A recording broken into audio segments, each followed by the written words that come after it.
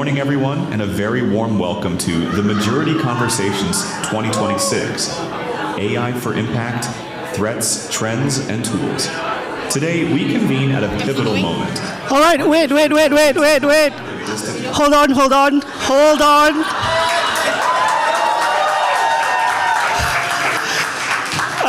First of all, who approved of this? This is definitely not me. I'm very sorry, ladies and gentlemen. And second of all, looking at that photo there, or that image there, don't you think he kind of looks better than me, right? Oh, actually, I wanted to say don't answer that question, but thank you very much. Right, so that is an AI-generated image. It is an AI-generated introduction, unedited, unprompted, and honestly, not bad, right? Which is either very exciting or kind of concerning, depending on where we sit. And look, to be honest, when I saw that for the first time this morning when we were doing a rehearsal, I thought, maybe perhaps you don't really need an MC here. Just let AI run the show. But then I remembered AI cannot fill the room, AI cannot feel the silences, and most importantly, AI cannot replace this. So my name is Feiruz, very much human, very much here, and that little moment that you saw on screen, that's exactly what we are here today to unpack. Because AI can do a lot, and it's already doing a lot. But the question isn't just what it can do, it's what it should do and how we shape that. Welcome to the Majurity Conversations 2026, AI for Impact, Trends, Threats, and Tools. Now, each of you here in this room is a social impact leader, and today we explore together what this AI movement means for the work we do and the communities we serve. So let's get straight into it. Allow me to welcome the CEO of Majurity Trust, Mr. Martin Tan, for his welcome address. Hello. Good morning. I assure you this is not AI. Thank you so much for joining us. It was just not too long ago, just actually January of this year, that I was telling the team, I said that, you know what, we need to change the theme of this year's Majurity Conversation. So you will know that every Majurity Conversation, we try to find a theme that's relevant to the sector as a whole, based on the conversations that we have as portfolio managers, as Majurity Trust with each and every one of you. And this year's conference was supposed to be about failure. We were supposed to have an entire conference celebrating failures and the need for failures because we're in a world that needs to catch up with things. But as time goes by, around about January, I said to the team, I said that, you know what, we might really need to talk about AI.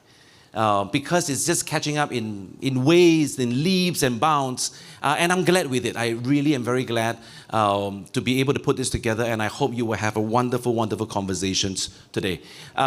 We sort of put a theme as trends, threats, and tools.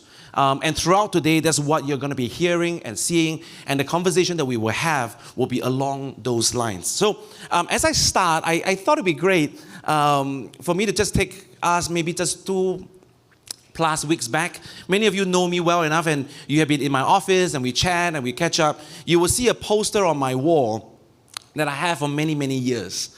And that is a poster of the blue marble. I'm not sure how many of you are familiar with the blue marble. So the blue marble is the very first photo taken of Earth during the Apollo mission. This was in 1972. The thing below that, failure is not an option. For those of you who watched the movie Apollo 13, you'll know where that comes from. As you can tell by now, I'm a space nut. I love everything about space. Except that I don't know the star system, so don't ask me about the star system and all this, but I just love the idea of man going to the moon. So this is blue marble. It was taken on Apollo 17, 1972. 3 years prior to that, man did something that we never even thought possible. In 1969, Neil Armstrong landed on the moon. Why is this important? It has everything to do with what we're going to talk about today. In 2026, just about 2 weeks ago, some of you may have read the news. I hope you have. Artemis 2 mission completed the 10-day journey around the moon. They became the furthest humans to have ever traveled outside furthest away from the moon, saw the far side and the dark side of the moon. They see no transformers. There was a huge pity. Decepticons were supposed to be there. But they traveled 406,000 kilometers and they came back. This was the photo they took just 2 weeks back. I thought I'll show you a side-by-side photo. 54 years apart. Still look about the same. It's still round, and Earth is not flat. This is the closest image we have of the moon and one of the highest resolution that we have.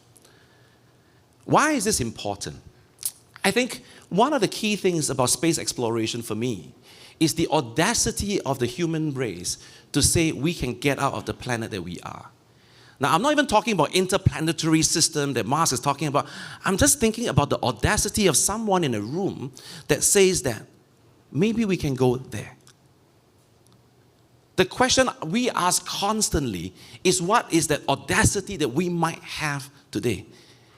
From 1969 to year 2026, the world has changed tremendously. Technology has changed tremendously. But did you know that we have more computing power in our iPhone today than when man first landed on the moon? Did you know that? We have more computing power in our iPhone than the entire space mission that landed man on the moon for the first time. In our pocket right now. So maybe as we start this conversation, I would love for us to answer this basic question. With all this power that we have at our fingertips, and now with AI and the trajectory of AI, what are we building? I thought that's a good place to start. And perhaps after all the research that we have done, I'll show you what we have been building as human race with all the power that we have.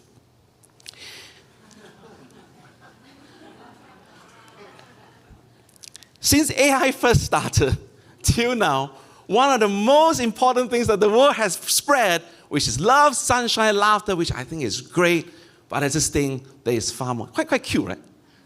We had fun trying to find some of these pictures. I have a colleague who really didn't like cats, very, very scared of cats. All of a sudden adopted 2 cats. Now my whole slide is all cats. Anthropic in March published a paper that really talks about, in short, what the world is using AI for and the potential of AI and how it impacts different occupations. All right? So the red is what we are using today. The blue is the potential of what AI can do. So we are in quite early stage at the moment. I know some of you are taking photos, so I decided to just blow it up because I know what you're wanting to do is to find out, are you in jeopardy? So I hate to break it to you that those on this side, all the best to us. Those on this side, I think you are still quite okay.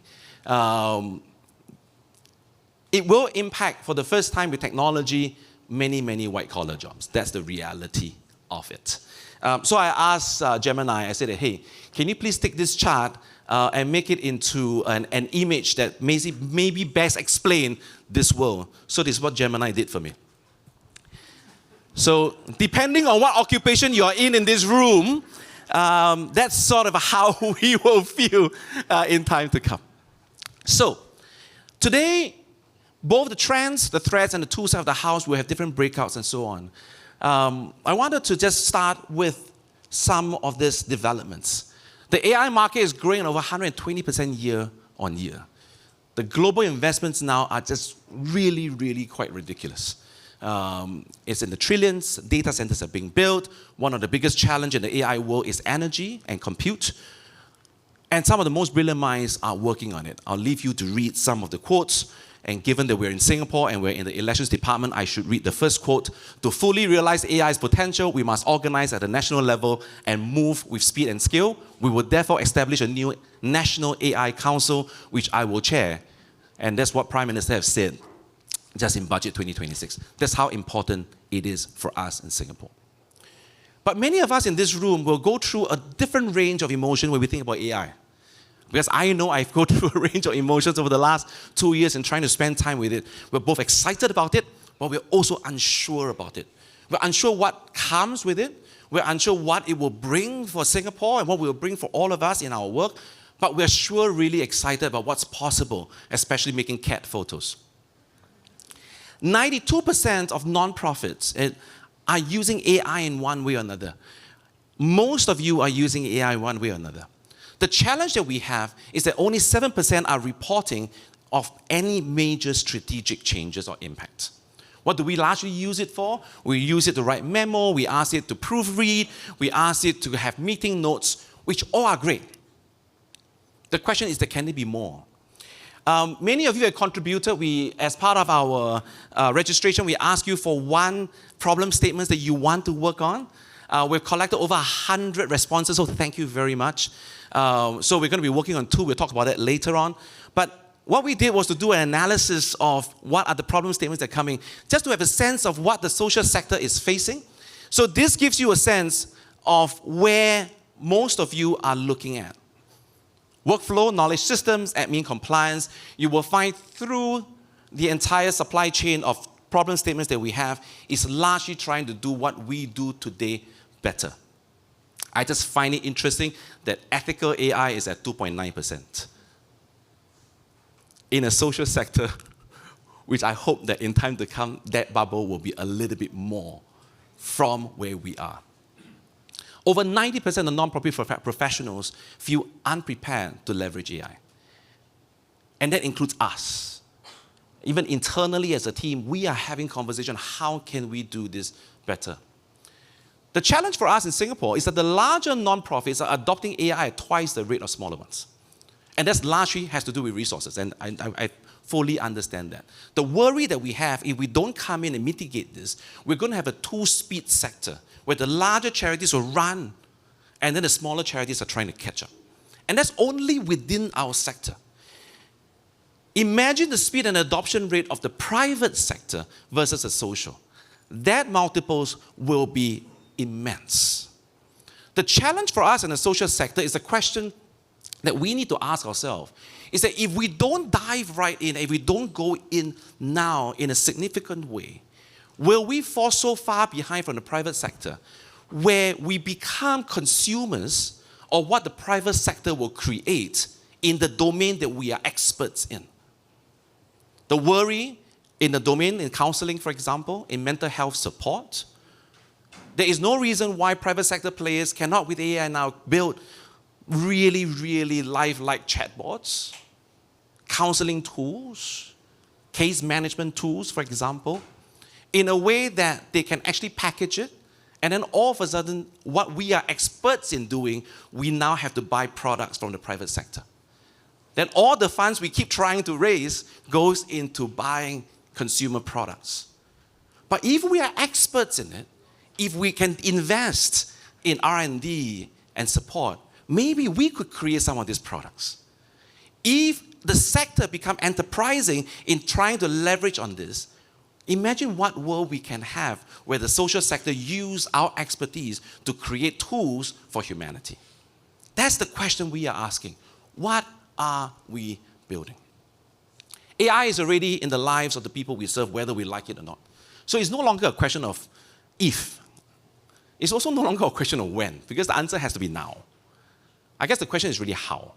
How can we actually do it? If you're not convinced by now, these are just some very, very quick stats. 15 to 20 hours of savings, 20 to 30% increase in fundraising, 10 to 50% in efficiency gains, and it's all good. My question for us as we deliberate today, for the entire day, is what are we building furthermore? Now, but there is a tension. There is a tension between what is potential and what is pain. The reality is that as much as we're excited about what's possible, like right now, 95% accuracy when it comes to health-related things, AI has now been able to be used at the frontier models to find cases and find nodes that actually can find cure for medicine, for illnesses. And that's what I'm truly excited about. I totally believe that in our lifetime, at least in my children's lifetime, maybe not in my lifetime, but in my children's lifetime, we can cure cancer with the kind of compute power that we have. But at the same time, we also read of news of AI sitting with lonely teenagers at 3 a.m. and leading them deeper into depression. As long as we're cognizant about both, we can navigate both. We can't have blinkers on, but we need to take this head on. So the difference is not in technology. The difference is not in the algorithm. The difference is us. We in this room have the ability to make a difference.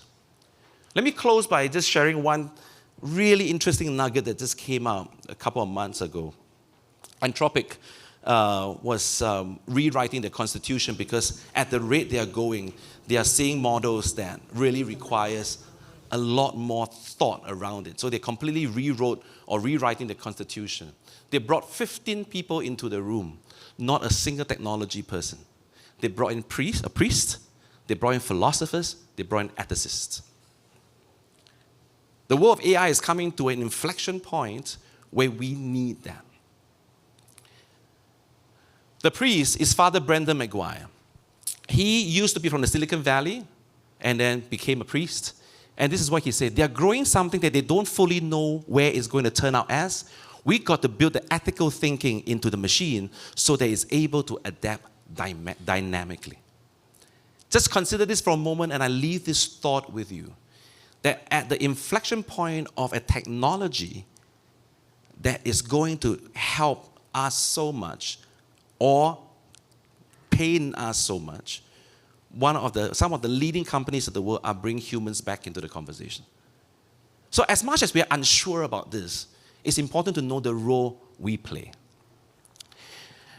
Stanford has an index and they say this, there's a widening gap between what AI can do and how prepared we are to manage it. The frameworks needed to govern, evaluate, and understand this technology are falling behind, and that's where I hope we can. The people who can close that gap in Singapore are in this room. The human side of things. Not just the economic side of things. The economic side of things, I'm confident that we will find a new trajectory, a new path for new economic gains for the country, jobs, and so on. I'm a bit more hopeful about jobs because I think AI will create new types of jobs. Every industrial revolution, new occupations are created. There will be more unemployment for a time being, but I think it will change. But it's the human aspect. And I'm not prepared to see the human aspect to the people outside of this room, if that makes sense. Because we in the social sector can step up to have some of these conversations. I'll end with a couple of quotes from some of the leaders. AI is no longer just a tool. It has more potential to be transformative like electricity and fire. AI is a new electricity, but more importantly, I think Fei Li, people call her the godmother of AI from Stanford. AI is not a substitute for human intelligence. It's a tool to amplify human creativity and ingenuity.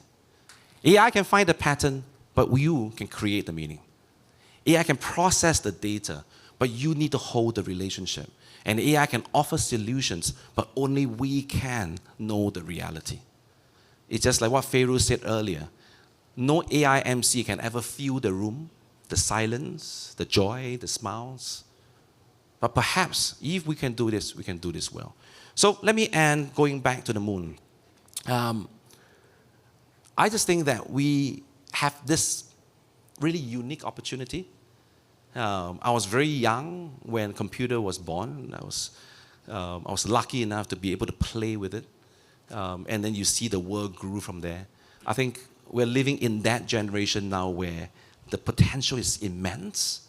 My only hope is that us as a social sector, we don't fall too far behind. All this power at our fingertips, and now with AI, is the same question: what are we building? My only promise to you, or rather my question is, what can we build together? So my only promise to you is that you'll never walk alone in this journey. Hey, I have to. It's a terrible season. Anyway, there's a lot we can do together. I mean, I look at the partners that we have from Workato, from Google, from our charity partners, from OpenAI, with Claude, with Meta, all willing to come together for a common good. I'm not sure how many events of this scale we will have all the companies coming together. And they come together not because there is a product to sell. They come together because it's a sector worth having conversations with. So just know that you're not alone. This year's theme for Majurity Trust is about building impact differently. You'll see many staff members with our t-shirt. So every year we want to build towards a theme. This year is about building impact differently. And the question is, what are we building? Today's conversation, I know my time is running out. Today's conversation is a step in that. There'll be breakouts that you'll be going to. There's an AI sprint that Feiruz is going to talk about. And we have panels that you can ask questions. We're not, like any conversation, this is not the end of it. This is the start of the conversation, which I hope you'll continue from here. Our commitment is just this. I wish, and some of you in this room know this conversation because I spar with you. I wish I could stand here to announce that I have an AI fund. I wish. I don't. I hate to break it to you, I don't. But we do have 12 different funds that we give out on a regular basis. My challenge to you is that will you consider thinking beyond what your current need is, with the possibility of AI, think about extending the work beyond productivity. Is that okay? Meaning that it's not just about increasing our productivity gain, but what can we use AI to solve societal problems? I think that's where we really want to see more and more of if we can. Not to say that's the only way, but it'll be one thing you can do. We'll continue to run capacity building programs. At the end of today, you'll be getting some information or some workshops that you can attend, and we'll go right into that. And the last thing is, I cannot raise the money needed to have one AI fund. The commitment is this: if there are good ideas, we will do our best to find donors for it. And that's our job. Our job as a philanthropy platform is to find resources to meet great work. But I can't do the great work, you can. So if I can support in any way, if we can support in any way, we will work with the donors and we will try to convince the donors to come together to seed what I think is going to be worthy. Talking about workshops, some of you were already involved in this. We are running the second run, first run for this year, but it's our third run in total, on measuring and communicating impact. One of the conversation is, how do you measure impact in this current world? So look out for some of these workshops, sign up if you want to, and we'll continue to do what we can do. I just want to end by saying thank you. First for you being here and listening to me, but also to our partners, to Google, to Workato, to OpenAI, through Workato, we had Claude being displayed, and Meta running workshops with us, all the breakouts. I don't take it for granted that we could, on a goodwill, have these folks join us. And we have friends like Better.sg, DCC, they're going to be talking about it. All this are people wanting to come together and do good together and do philanthropy differently together. So if there's a question I leave with you today, is what are we building together? More than just efficiency, I just hope that we have the audacity, like the folks who say that maybe we can go to the moon. Thank you very much.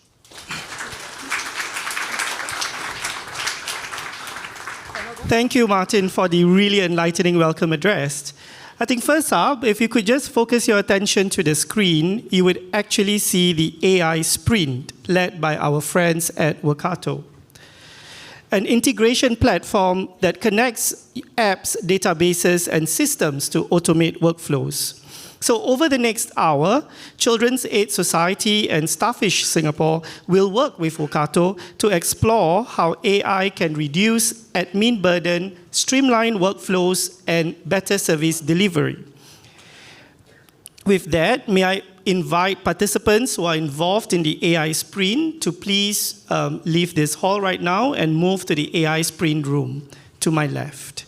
Those who are involved in the AI sprint, please do so.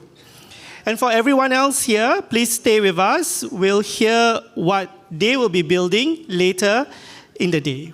All right, without further ado, we will now move to the first panel of the day, which is trends. AI is already reshaping how we work, how we lead, and how organizations grow, sometimes in ways that we can see and sometimes in ways that we can't. So this panel will get into what that actually looks like on the ground and what it means for us as leaders and teams. Please join me in welcoming our panelists. First up, Christian Chow, CEO of Care Corners Singapore. Christine Chia, Managing Director of Search and Gemini Partnerships for APAC at Google. June Lee, Head of APAC and SVP of Social Impact at Workato. And moderating today's discussion is Martin, CEO of the Majurity Trust. Over to you. Thank you, Feiruz. Just a big round of applause for our panelists. It's just super cool. So, just in case you're wondering what that security camera is, or the live telecast. That's actually the AI sprint that is going to take place while this panel is on. So maybe to start off, actually June, you want to talk a little bit about what we are trying to do in that room? Yeah, so I always like to disrupt things. When Martin approached me a couple of weeks ago and said that, hey, you know what, we're going to do this majority conversation. And I told him that I have enough of AI panel, so I want to do something different, right? And so I introduced this thing that why don't we just build on the spot, right? When getting the information and the use cases and all that from the audience, why don't we just build together and show you what's possible? And that's what they're doing right now. So we gather a couple of use cases, I think through the registrations, and we shortlisted 2 use cases, and the team is building together. So that's what you see right there. So we figured it's fun that you can actually see what's happening. It's actually for June to see whether her staff is sleeping or not.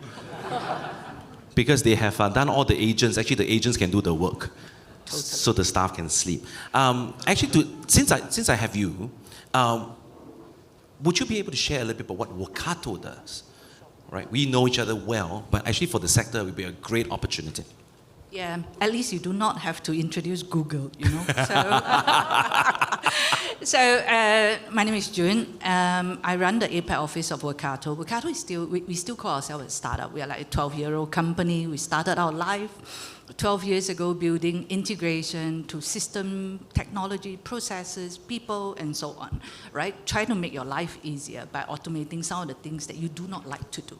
Fast forward to today, since 3 years ago with OpenAI and so on, so we have gradually moved towards helping company realize, and how do you make you more agentic ready, right? So this is what we do. And if you'd like to know more about us, you can approach any of my team in the room later. Right. Super cool. Recently it was announced, I think, in Parliament that Workato has launched, and I was happy to be there, an AI lab at NUS. So there's going to be a lot more conversation we will be having in terms of how can we bring some of these services and some of this opportunity to everyone here. Christine, we all know Google. We all use Google. We love Gmeet more than we know MS Teams, but that's another thing altogether. I say that because my team knows how much I struggle with it, but so we love all, we use G Suite right through. But your role as search, maybe that's something that we may not know as much. So would you be able to tell us a little bit about what you do on a day-to-day basis? Sure. I would think that everyone has used Google Search before. It's really part of all your lives. And I would say that AI has been such a big part of everything that we do at Google that for most users, their first encounter with AI is actually through Google Search. And so everything that we do, especially the world that I come from, has been powering the world's information. My team is responsible for gathering a lot of the information that's required to power the lives of users across Asia. Everyone from a farmer who's looking for weather information to help with their crops, to anyone who is a student looking for the next GE exam, or even some of the math questions that they have that they scan through their phone, through Google Lens. So a wide spectrum. And I would say that AI isn't something that is very new. I think what everyone is experiencing now is the generative nature of AI, but AI has been really part of our lives for a very long time. I'm just thinking about the farmers searching for weather. In Singapore, we do that as well, except that when the search comes back, there's showers in the north, central, west, and east part of Singapore. That's like all of Singapore. So, Christian, Care Corner has been around for 45 years. Oh, this is the 45th? This is our 45th year. That's amazing. Yeah. Because we have both partners and funders as well. Yeah. Maybe you want to share a little bit about Care Corner. Care Corner. Yeah, so Care Corner is a social service agency. If you talk to MSF and if you talk to MOH, we are a community care organization. So what we do is we provide services for both children and youth, families, as well as seniors. So quite a range of different, members of a household. And how we do this is that we think about our work really in the community and trying to really work with the families in the community and trying to help them address different challenges that families might encounter through different seasons of life. So I think I shared it because in a way, while Care Corner has been around for a while, offering a range of services, actually it gives us also a very interesting take on the sector. Because we are doing so many different, pieces, we get a nice feel of actually the range of different work opportunities and challenges that the sector faces. So while we are an agency that receives funding from government for government-funded services, we are also doing programs that are not funded. And then we have to work with donors and foundations. So it gives us, a nice perspective of how the sector can actually be sometimes both. There's so much potential when we come together, but also quite fragmented, because of the way we are organized.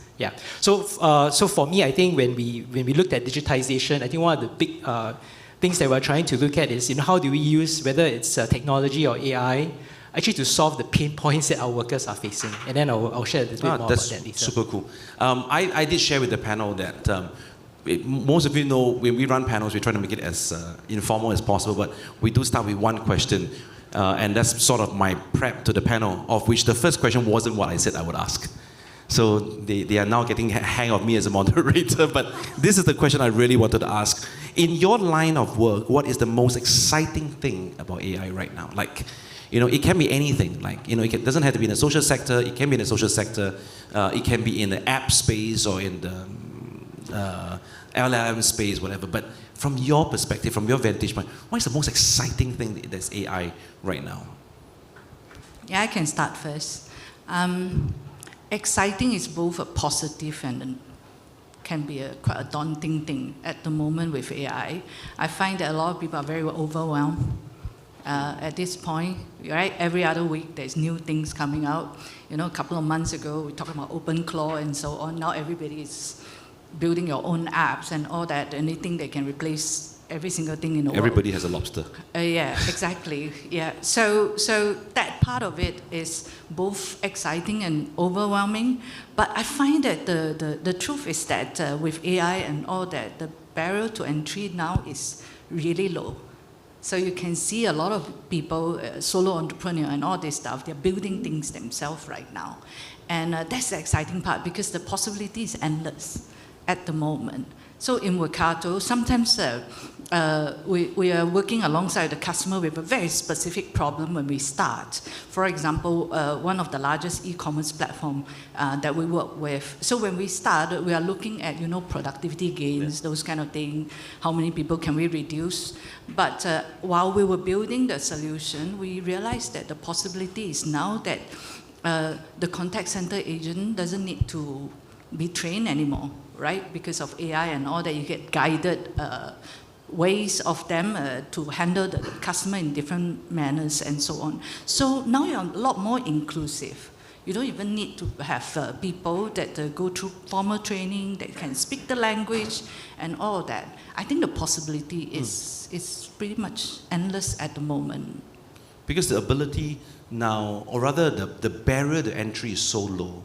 I was reading a report recently that the language of coding is English at the moment, which is actually quite incredible if you think about it. If the language of coding is no longer code but English, then the barrier to entry of creating products and creating amazing ideas now lies within our grasp, not just in a handful of people. So how does Google think? I mean, Christine, what in your world, you must see a lot of interesting things. So what in your world is the most exciting thing that you've seen? I would say that every year since this movement on AI started, probably like 2024, I've seen like different things that have actually really impacted me. In 2024, before we went very deep into the generative space, one of the things that made me realize the power of AI was when we announced the Google's provision in India, where we tested and we offered diabetic renopathy screenings to 600,000 rural citizens in India for free. And that was quite an astounding impact that I thought was, oh my God, we can actually do things like this now to be able to capture and assess how do you actually prevent or support individuals that are in this sort of medical condition. And you'll be surprised that actually, I would say, if I'm not wrong, the figure shows like 500 million people around the world actually suffer or are at risk of diabetes, and half of them have actually been diagnosed or at risk of being suffering in deep stages. And so with that, and with that technology, because it's now become so accessible, Google has actually offered that in partnership with a number of medical institutions to actually offer it for free. And we believe that in the next 10 years, that will reach 6 million individuals that will get free scanning. Right? So that's the kind of impact that I was like really, really blown away. That was 2024. Then come 2025, as generative AI become more impactful, this is more of a personal experience. And it's not my experience, but it was one that I felt, wow, it was just incredible. My colleague actually shared it with me. We were in 2025 testing personal contacts. And as you know, because Google has a lot of different tools that users use, when you are able to tap into all that tools, so imagine all the photos that you have, the Gmail exchanges that you have. So one of the tests that we were actually dogfooding internally was, can you actually tap into all the information you have about yourself? And then how would AI actually react to that? And so my colleague thought, let's have some fun. It's my 40th birthday. I am trying to figure out what do I want to do that's special for my 40th birthday. And so she asked, what should I do for my 40th birthday? And the output actually gave her a narrative, and it says that you have really enjoyed diving. And it's such a big part of your life, looking at all the trips that have been made. And you have just started to bring your son and exposing him to diving as well. And this is such a love of your life. Like, your son is really a very special part of your life. Maybe one of the things that you can consider is to mark your 40th birthday, have a tattoo of 2 bubbles. One big one, which is you, and one small one, which is your son, to actually cement this moment and your passion. And then she actually did it. And she showed me, this is my tattoo. I was like, oh my God, would you have dreamed of doing that? Would you have even thought of doing that? No way, right? And so it was quite a leap of faith that she actually took that advice, but it demonstrates how you will see perspective that you will never see if you don't even try. And she was willing to take that risk. And so the whole ability to actually go into deep synthesis, being able to map out your life and see the pieces of your life that you have never seen before, that was a blown away moment for me. So culminating all of that together, as we go into 2026, it is about the scale of the impact. Right? And that scale can come in many ways. And yes, I agree that the big organization, whether it's social or commercial, can actually drive that. But many times, these big companies have also struggled to have people who can dream. And so we really look on people, and we have actually worked very hard to actually engage with social enterprises at a very early stage to actually understand what are we missing, what are we not seeing, and for you to actually give us that insight. And you have the power to be able to actually define what that is, and you have the tools today to be able to help you see some of the pieces that you may be missing as well. Super cool. I'm trying to figure out, I celebrate 50 next year. I hope Gemini doesn't tell me to do tattoos. I sincerely hope not. Actually, Gemini might say that, you are so afraid of needles, do not consider a tattoo. Probably. It could surely well be. Christian, what do you think is the most exciting thing in your line of work with AI? Yeah, I think I'll maybe speak a little bit more specific to the social sector first. I think what I'm really excited about is that actually there has been quite a few things that have taken place that have signaled, I would say, good progress, in spite of sometimes the limitations that we face as a sector. So I think what's exciting is how AI is starting to get applied at different kind of, I guess, use cases and levels. So for example, one that has taken place in the past year and a half, that has eased a lot of the administrative burden of many of our workers is a tool called Scribe, right? And it helps with transcription. But beyond that, with that transcription, it actually offers many other opportunities later when we are able to analyze data. I've also heard that, Lions Befriender, another agency have started also to use AI for outbound calls, right? To call seniors, to check in on them. And that really amplifies because, as you know, time and energy of people sometimes is very limited, but if you're able to really use that to augment and to support your ability to outreach, especially seniors that just really need that touch, I think is, again, there's a lot of promise. What was also exciting for me is how AI can start, to support a lot of the development of our professionals. Some of you from the sector know that actually we're always very tight with talent, whether it's social workers, counselors, it's always very tight. And one of the reasons why it's tight is because sometimes the time to train and the need for supervisors, experienced supervisors to help people develop those skill sets, actually it is quite resource intensive. So we're beginning to see now the application of AI to actually help in the training process. So Kwong Wai Shu has started something. Care Corner, we've started a project we call it Project Mirror. And really what we are trying to do is how do we help some of our junior practitioners be able to experience simulation so that they can practice their skill sets. And then when the supervisor comes in, they are provided a bit more targeted feedback. And that helps kind of like reduce the time to develop process. And then lastly, of course, there's, with AI, actually it helps us also look at data better. And I think for that, I think we're working with NSG Health to look at how we can use data to actually address issues preventively. How do we identify seniors that are a bit more at risk so that we can be a bit more proactive in making sure that we do those visits, right? Before waiting for something more serious to happen. But if I can just share one last thing that I think is quite exciting, for me, not from the sector, but from a commercial company. It's a local company. It's one of the bigger technology companies. And what they have shared is that, they have really empowered their staff to be able to, number one, spot a pain point or opportunity, and then be able to develop an AI solution. The staff, not the tech team, not some innovation squad, but the staff themselves, they have really been able to democratize the ability to respond to an opportunity with an AI solution. And I think they shared that in just for one business unit, within a year, they've developed, I think, 100 solutions to address all kinds of problems. And I think for me, as I think about the sector and the charity, actually many of our workers see problems every day, whether it's an administrative problem, or opportunity. The question is, how do we enable them to respond to it? And I think that for me is something that is exciting. We're starting to ask ourselves, so what does it take for that to happen in our sector? Because it's happening already in the commercial sector. What does it take for us to be able to achieve that? Yeah. No, that's a really good place to think about, because the possibilities are, this sounds like a cliche, but the possibilities are almost endless if you think about it, right?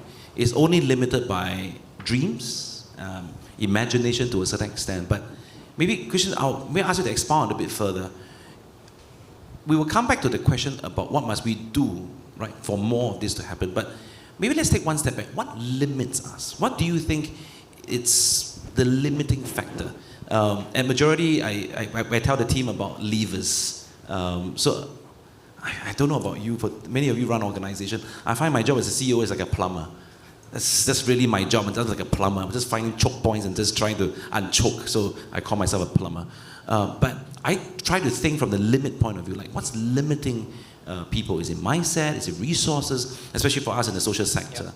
Sometimes the scarcity mindset restricts us from dreaming the possibilities and so on. So in your opinion, what limits this whole possibility?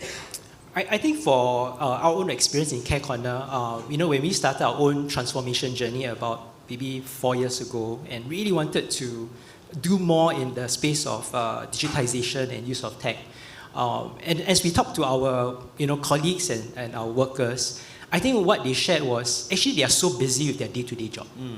So bandwidth is a real issue. True. So as much as sometimes they have the real desire to want to act on certain things, but because of their other demands, it is a real challenge. So I don't want to discount that. So while we can organize a hackathon or we can organize workshops and get them to be creative, but it's not sustainable. So for us, we clearly identified bandwidth is a limitation. The other one is that as much as we try to educate them, teach them about design thinking, right, and all kinds of different things, actually at some point you still need expert help. So capabilities is the other point. So for us in Cat Corner, we've been fortunate to get the support of one of our funders to actually create a small team.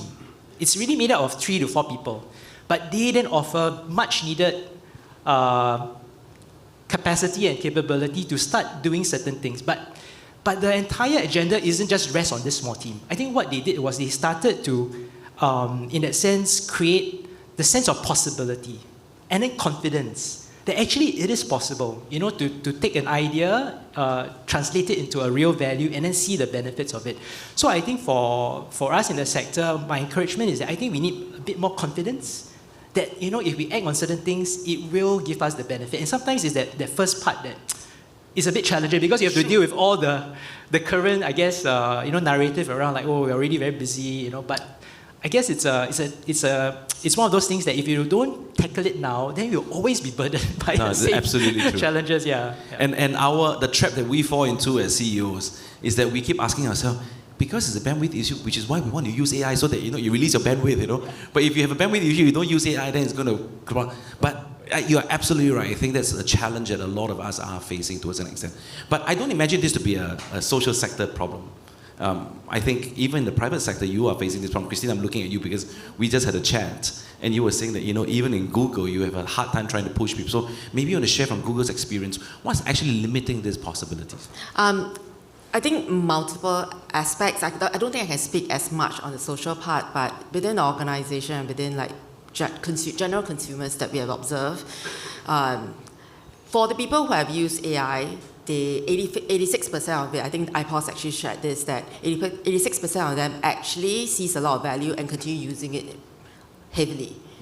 But there is definitely a big cohort of individuals who have a lot of inertia, a lot of fear, a lot of lack of understanding in terms of what it means, and that resistance to want to start. And it's not just with AI. I think in many technology, I think one of the biggest problems that we face in the phone space, in the Android space in Google, is getting seniors to use the mobile phone, right? To the point that we have actually dumbed down phones into something so basic for seniors to use. So with every technology, there's always going to be this inertia about how do you actually get started, because it feels like the barrier to entry is so high.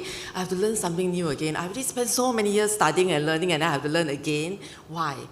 And so that is itself a very big problem to solve. And I feel that there are many things where you can kind of like skirt around, like not using a phone and using using a feature phone or using like an analog phone is still enough for you to survive. But I do think that with AI, it is one where you kind of really need to ask yourself, how do you actually get started and give yourself a bit of a chance to try?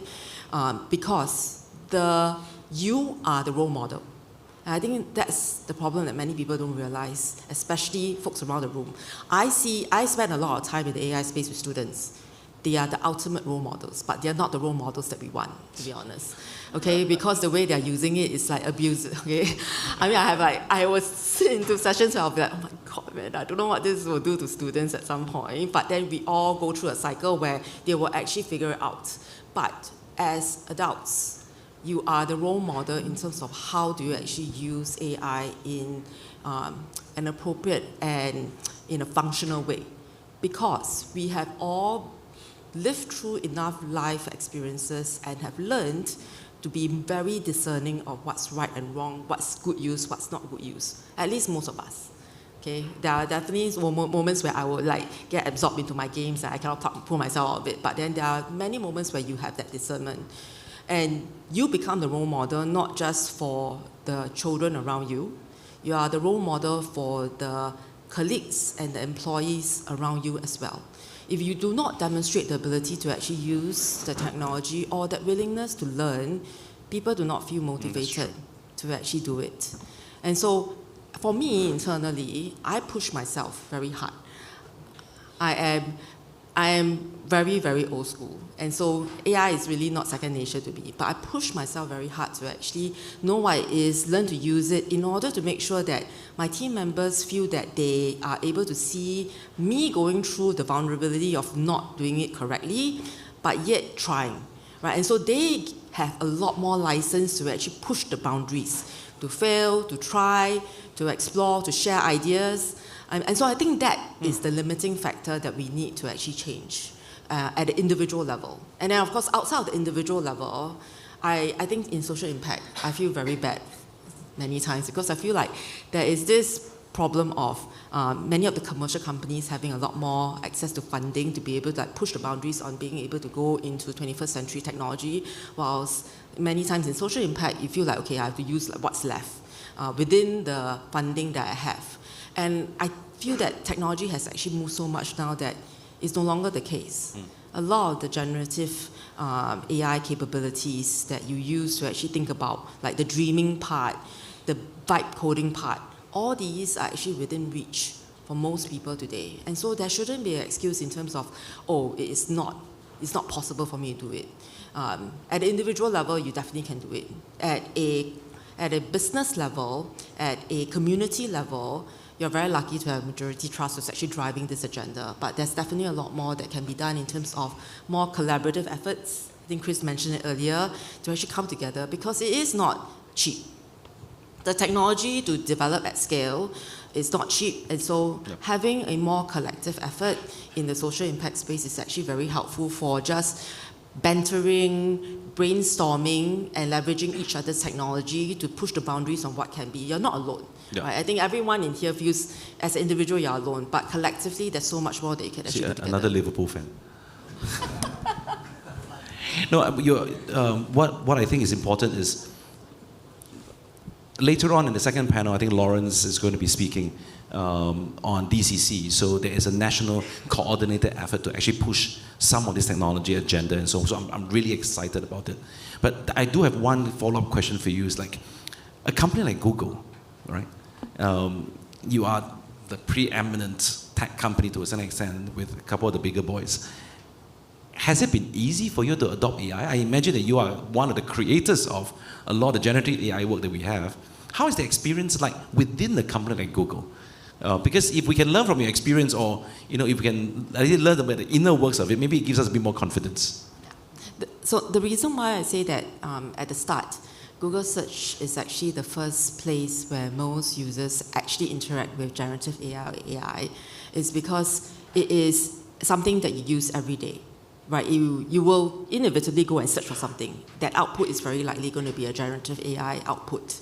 And that was one of the catalysts in terms of making sure that we make it part of a user's life. You use G Suites. We use G Suites. We use all the Google tools that is now embedded within it, Gemini and the Gemini model capabilities. And so inevitably, we are all using it every day, knowingly or unknowingly. That solves the problem of, is it really that hard to use? And are you really a bit scared to use it because it's so second nature? Then beyond that, we are working, especially for teams that are very deep and very involved in the AI space. My team works very closely with like the deep minds and all. And so you need to be able to talk the language in order to be able to engage with the product managers and engineers. And so we have been very proactive in terms of ensuring that we not just expose and train, but we create environments, whether it's at a voluntary basis or not, to come together and test, prototype, and dog food the experiences. There's never enough time. That's the reality, right? That we always say that, oh my God, there's just not enough resources for the work that needs to be done. How am I going to pull that time out? But there's always time for learning. And if you see this as learning, you will make the time for it because the exponential benefit that you get out of it in time is going to be far greater. And so for us, we cater time. We are very intentional about carrying time out, whether it's during the offsite, once a month. So I have monthly team calls, which I'm actually rushing back later, which is my team's learning call every month. we pull a new topic, we bring it to the table, we talk about it, we share it, so that you are seeing the world through other people's lens, and you are learning things that you are not thinking about, and you then give yourself the power to be able to like go and try it. And so that's what we are doing. Yes. I won't say that everyone is an AI adopter, but we want to make sure that we make space and we make time and we give permission to actually try. Yeah. Maybe, yeah, just building on that point about so important to learn, to understand why people are using or not using, sometimes the tools or the solutions that we offer.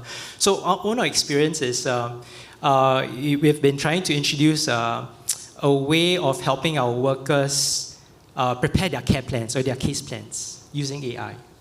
And I think as we started to, because we developed a simple prototype and kind of like just to field test it, what was interesting was that one of the main concerns and the potential reasons why people may not want to use it is, I think, number one, they feel that this might result in cognitive offloading. That means you don't get to really learn how to do your work well. And I think that's a very legitimate reason. So supervisors are very hesitant about wanting the workers to use AI. And I think some of our own colleagues might also be concerned that this might then replace their ability to think well. So I think knowing that, then the key becomes how then do you take that and then factor into your design. So now the team is saying that, okay, because there's this concern, we need to intentionally design friction in the use of AI. That means the AI will not just churn out the case plan. It will actually be asking you questions so that you are an active participant in the process. So in a way, the human is still in the loop. So the worker still needs to think, because even if you have a certain case, they will still ask you, here are all the different theories, the different frameworks, how would you want to approach this? So it's not going to remove the need for them to discern. So I think some of these things, again, back to your point, as we learn about how are people experiencing it, and there are sometimes really legitimate reasons why they may or may not, be adopting the use of those. It's the design system thinking around it that makes the difference. How do we maintain human in the loop while enjoying the potential and the gains that come from it? One of the companies I admire a lot is actually Workato. I've known June now for a while in our partnership, I think, at the Majurity side.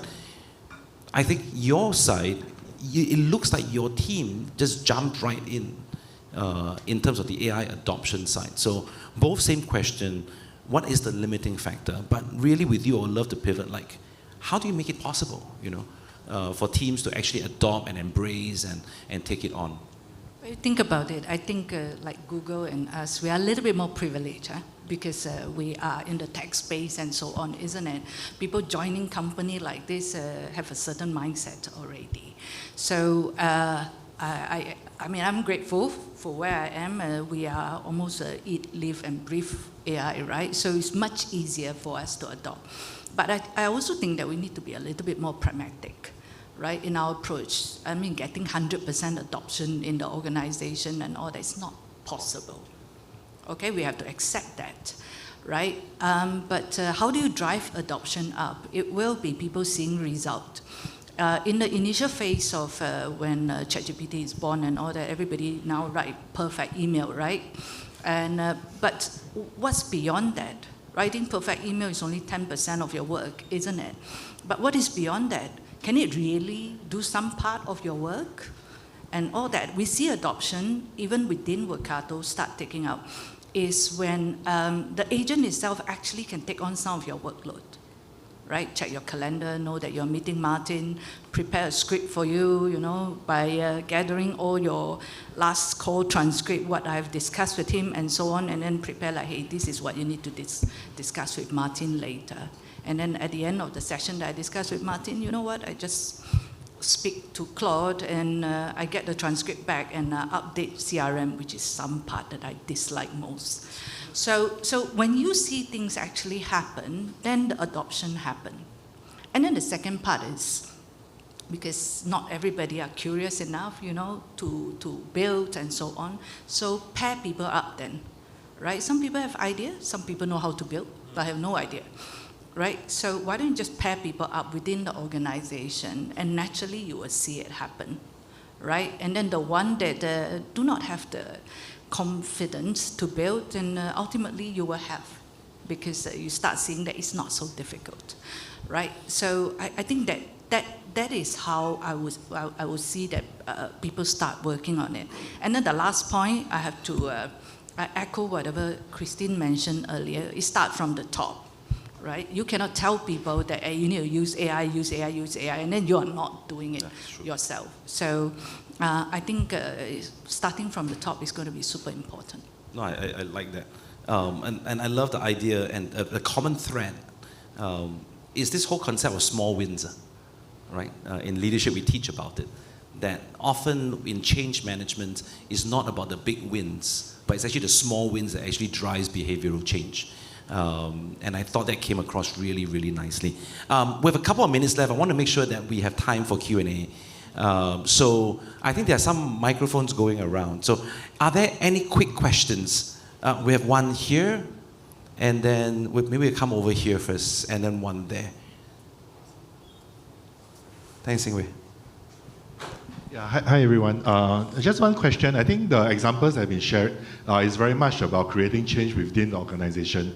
But I think in social service, we also believe a lot in collaboration, and you cannot just do things alone now. Yeah. So I'm just also wanting to hear from the panelists, how do you all see collaboration looks like in AI space? And because I think my own experience is sometimes certain organizations, like maybe like Care Corner, they are like, wow, up all the way in the front, but some other partners could be, we are still be lagging behind. But I think in collaboration, in social services, I think we all need to move in with certain momentum and certain cadence. So also wanting to hear your thoughts. No, that's a great question. Maybe I'll start with the corporate side first. What do you all think? Historically, and we continue to do this quite actively, which is working very closely with whether it's social enterprises, small startups, basically small businesses who are actually at the forefront. And the reality is we cannot reach everyone because there's so many small partners out there that we need to talk to. And so we go through aggregators. And this is where we say collaboration is really important because the aggregators actually helps. So as an example, the recognition for like core services, supporting like core centers for social impact is very important, especially in this world where mental health is becoming more pronounced as a gap, right, in our part of the world in particular, because it's also very taboo. And one of the things that we have done this year is we put out, our Google.org team has actually put out a 30 million fund to Throughline, which is an aggregator in itself, to actually help using them to support many of the other global core services to actually help look at how AI can actually help drive efficiency.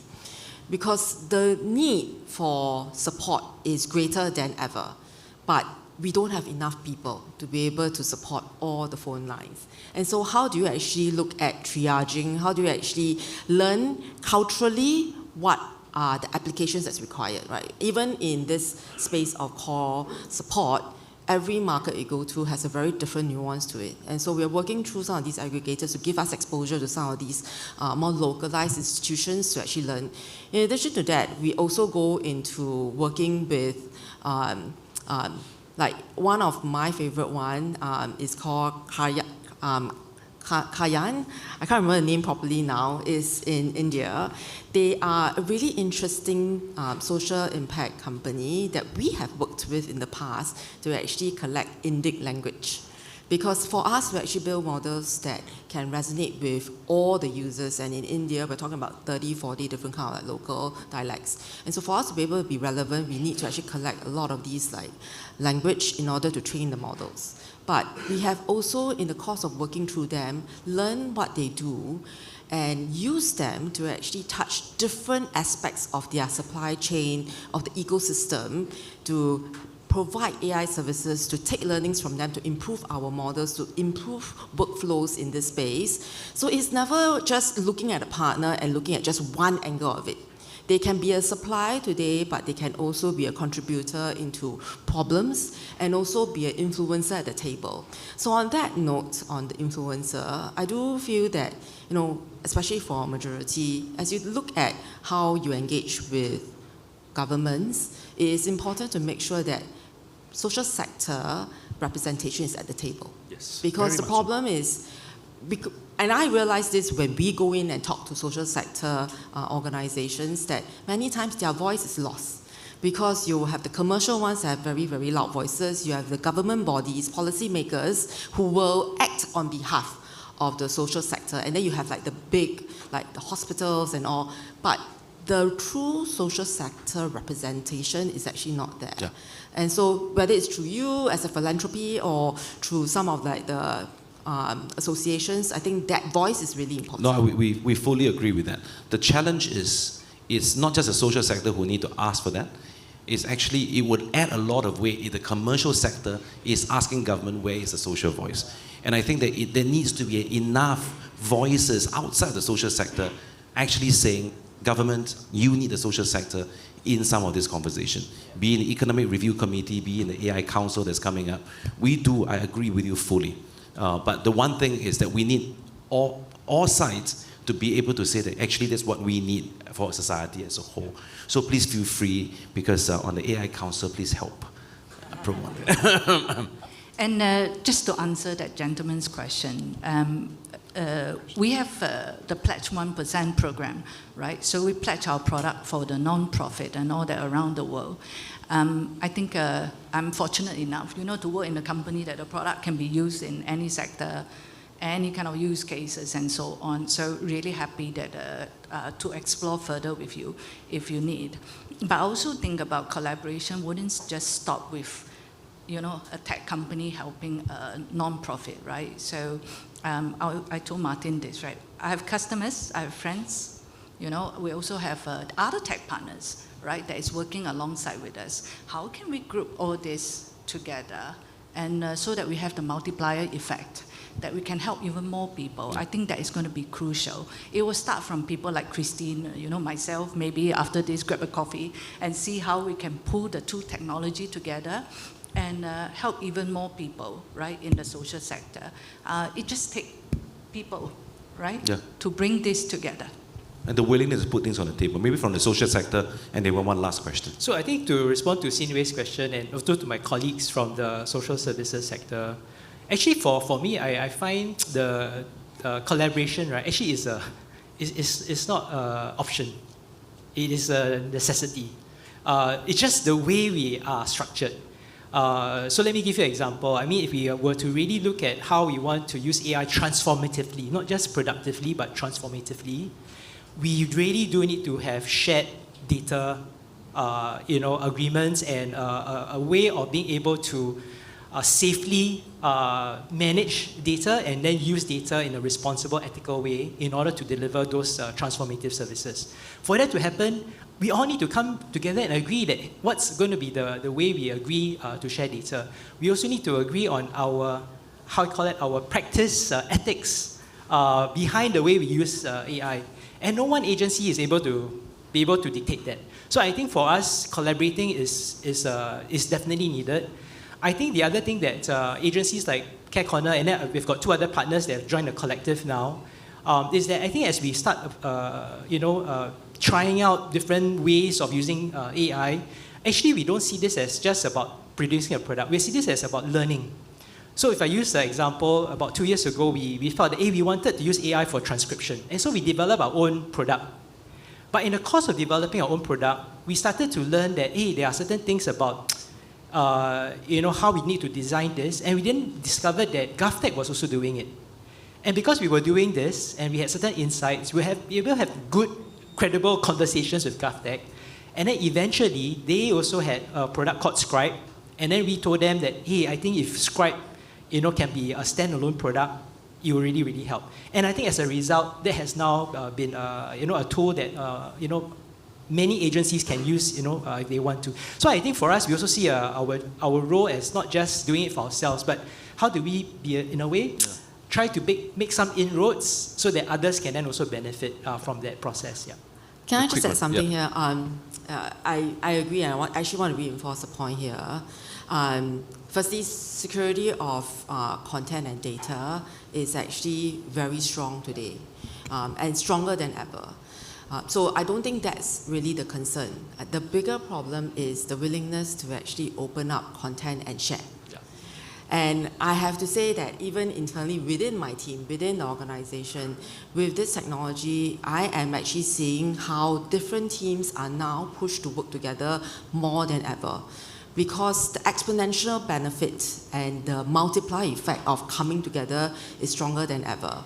And that really is going to be the change and the difference in social sector. You have to look at how you can actually pull together, both from content, technology, and resourcing, because that is the multiplier effect that you can Maybe a actually quick drive. add. I mean, I completely agree. And for us, I think it's us coming together collectively as a sector, because actually the stakeholder that we need to sometimes is actually government, right? And I think if government is going to speak to individual agencies, nothing is going to happen. But if we come together and we have a credible and we have a clear voice, and then we are able to have that conversation. Absolutely. Time is running out. One final quick question. Yeah, maybe two. I think the question most specific for Google is just, I think it's on the AI safety. So I think right now, as Rebecca talked about MySource, I think for Google, you guys actually, we have been using, Google Calendar, all the password and etc. So I just want to know, you guys, in the forefront, what do you think about the AI safety and right versus cybersecurity before difference? Yes, so that is one area that we have consistently invested into, even pre-AI, right? Whether it is about the security of the users or the enterprise, we have different layers of security that's actually baked in there. It is one, I think responsible AI is one that it is first and foremost the identity that we actually carry with us. We are very mindful of the sanctity of content, for instance, that is even in the open web. We believe in fair use, and we do not want to actually be anyone who's actually going out there to actually use any data source, any data set that we can actually pull without proper rights or support from the publisher. From there, we go into enterprise content. Enterprise content is very vulnerable. It was during budget that there was also being shared, right, by the defense minister that Singapore is constantly under threat, right? It is under cyber attack constantly. And we have actually developed a lot of security capabilities, not for small businesses, but at enterprise level, to ensure that we are anticipating, we are helping to protect and safeguard, and also define where the threats are coming from and likely going to come from, right? So we are stretching it in a more proactive, beyond reactive sort of support at enterprise level. And at the individual level, the way we look at users' information and the privacy of information is really down to the user's right and the user's discernment in terms of how they want to use it. Even when I talk about the ability for us to actually dogfood all these personal context insights from my calendar, from my photos, from my Gmail, the users are in control. They can decide whether they want to switch it on or not, and which ones they want to switch it on. If you feel like there's just too much in my Gmail that I do not want to re-encounter again, and for the AI to remind me about it, then don't switch it on. It's really down to your own control. We give controls where possible to the users, to the businesses who are using our services, so that they feel that their information is secure, and we will never use those sort of information for any training, right? That, for us, is how we want to be as a responsible company, because there's so much of the users' trust and content that's sitting with us that we do not want to abuse. Our problem is that most of the time when we read everything, we just say yes to all. And we just continue with it. One final question, and then we're going to... Martin, this is a question I'm not sure whether it's to you or to the team. I know today we're here to talk about AI and the strength of AI and the value of it. And I realized that as I sat here listening to all of you, is that the strength of AI is when things all come together. You have the data, you have the content, you have the material, and even your note about the fact that the social sector must have a voice in the thing. So one of the things about being in the social sector is that we represent the voiceless. We should be the people that stand for the people who have no voice. So how are we bringing, in one sense, this whole area of the no voice people, the no data people, into the scene. Because if they have no voice and no data, then we really do not know that they even exist. Yeah. But we know that that is really where the social issues are. So in the social space, one of the big concerns that we have is that we have to reach out to find the voiceless, the person who has not been able to talk, And if we are so driven towards the use of AI, which is so dependent upon what is there in data, are we missing something? Yeah. Are we missing something? Are we, Absolutely. And that scares me a bit. And I know we say we need to work together and all, but sometimes even in that desire to work together is very it's a very selfish thing, because the more data I can put into the pot, the more I get the results. But what if the voiceless person is not there? Yeah. What if the dataless person is not there? And I'm thinking of people like, for example, the refugees. I mean, I've worked with some of these work before where you become stateless and nameless. Yeah. And a person like that, in one sense, doesn't exist anywhere. Yeah. And you cannot bring them together in any form. Your AI doesn't pop them out because they're not a data point. So that's my thing that I agree with you. I was wondering whether do we actually or concerned, especially for the social sector. No, it's a wonderful question, and it's the kind of question that Christian is very good answering. You know what I mean? It is a fantastic question, but I'm not very good at answering, but I do have a point of view, and I think that's one of the. I mean, like I think earlier in the morning, Martin said, make sure you prepare one closing, parting. Yes. Yeah. So actually, it's related to the question that you have. I think even when we talk about AI, actually as social service agencies, we are not AI companies. So back to your point, right? We need to go back to what's our mission. Why were we set up? And that must drive us. That must be front and center. So for us, it's the community, it's the families, that must be front and center. Everything else, whether it's AI, tech, data, even capabilities for that matter, the professional capabilities, they all must then serve that particular purpose. So I think for us as social service agencies, and I think one of the other questions that Martin asked us to prepare is, how do we keep pace of all this technology? Things are happening so fast, we get so overwhelmed so easily. And my point is, my take is that we don't need to keep pace with technology. We keep pace with what's going on, with our mission, and then we will figure it out. So I think that speaks to the point. And since we're on a note on last final comments and advice, maybe Christine and then June, maybe one closing thought as we wrap this up. Maybe I'll also tap into what Chris has mentioned from a tech company, AI company perspective. AI is not a replacement of the solution or the technology versus like a phone, like you have a computer and then you replace it with a phone. It's not that. At the end of the day, the human is what's using the AI. It is the human that's behind it. And we want to make sure that we are actually giving people the power, but we're also training them to actually know how to use it. That's why I say discerning how to use AI is really important, and you have to learn how to use it, because the voice, at the end of the day, comes from the humans.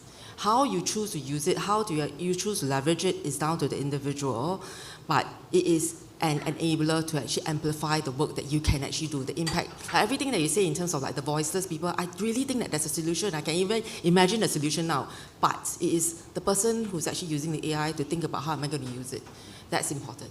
My parting point here is, I think everyone feels a bit overwhelmed hearing so much, and you're going to hear a lot more of it today. Please don't feel like you have to go back and like, I have to start doing it today. Okay, and I have to like go into like this deep rabbit hole, because I have used so much of it that sometimes I was very conscious that I went into like rabbit hole. What you do is mission driven. What we do is mission driven, and that's first and foremost what is priority for us. But whatever the mission is, whatever the technology is, it is the human. And the advice I always give to my team is, if you are not in a good place to save yourself, don't try to save other people. So make sure that you are taking care of yourself as well. Well-being is very important, especially in the social impact space, because all of you are so giving, and you all have a very altruistic intention that sometimes you forget yourself for the good of others. And so remember, save yourself first before you can save others at scale. You know, the aeroplane thing, that. Always help them, For my part is that I resonate with Christine quite a lot on what she said. But I think on the social sector, you're unlike the private sector, right? Sometimes we have to find use case, we have to find something. All of you already have a mission and a purpose. That's what's driving you. Then use all the technology around you, whether AI or non-AI and all that, is to help you so that you can free up your time and do what matter most to you and what matter most to the voiceless and all that of the society. So we are all out here, probably it's just one call away, and we are here to help, here to collaborate. If I can't find the answer, I think I live long enough to have enough friends, to be able to help out and so on. So don't be shy, Don't have to suffer alone, and we can all do it together.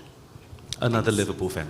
I'll just wrap by saying that a large part of why we are doing this, many of you know us, we're not a sector developer. I mean, we're not NCSS, we're not DCC to a certain extent. So a lot of our work is trying to bring our ecosystem of grantee partners and friends together.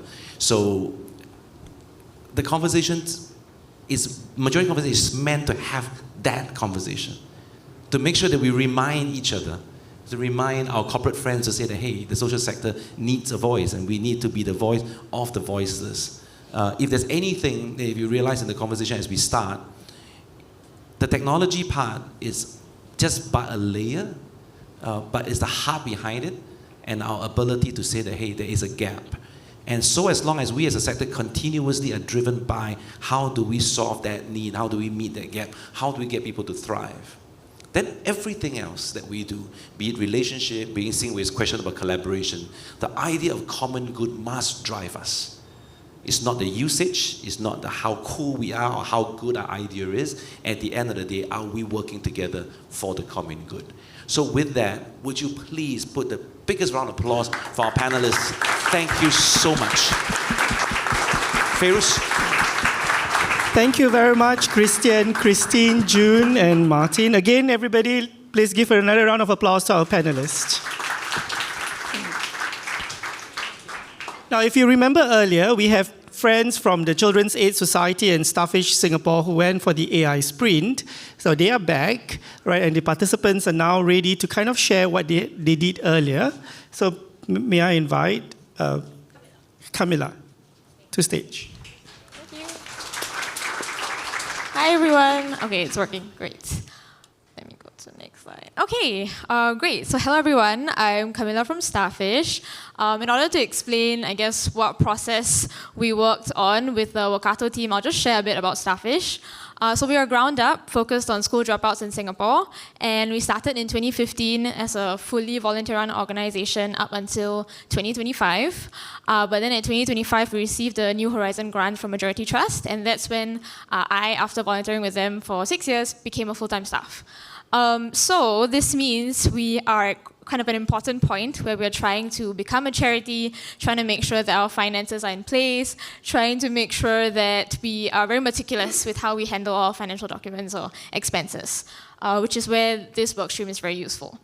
Something else about being a startup charity or a startup ground up is that your job title, I'm the Partnerships and Communications Director. It's just a suggestion. Really, we do a lot of other things outside of our job scope. So I do the accounts, I do the claims, and then my colleague Akila does HR and a bunch of other things that essentially make our organization, lets the organization keep going.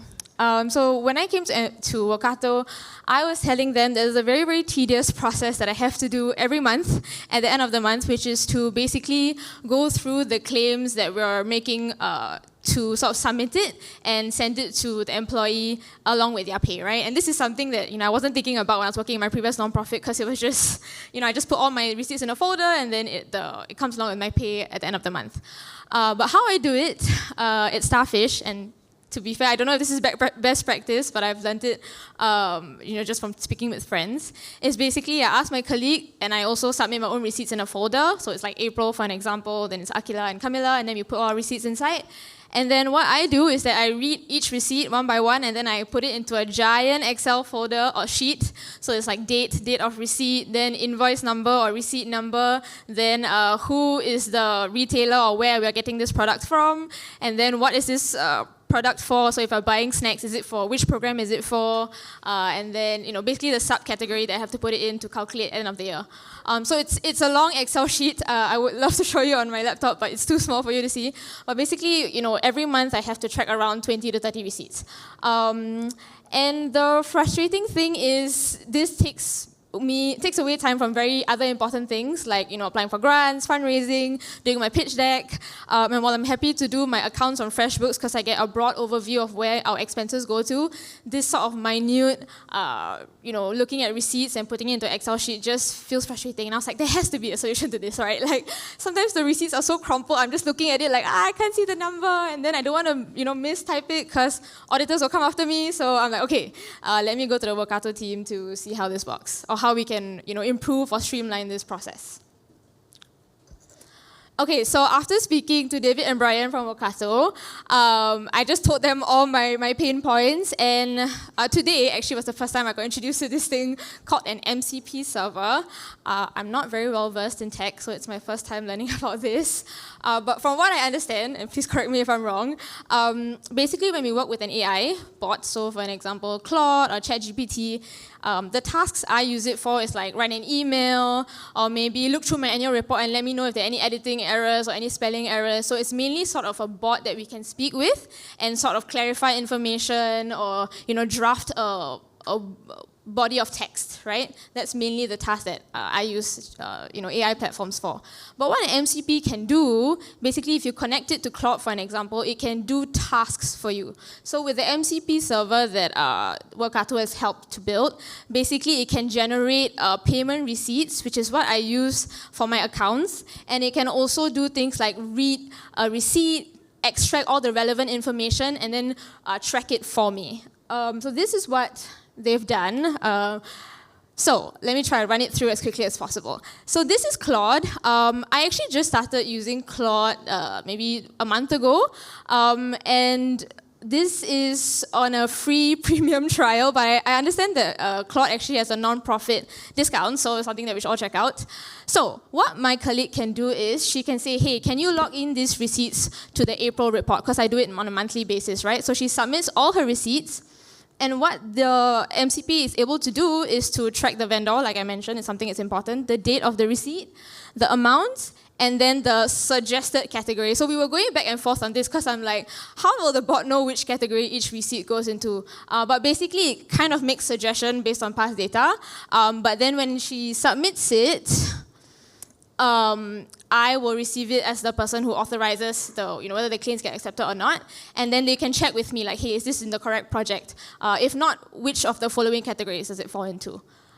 So once it gets approved, which is where I come in,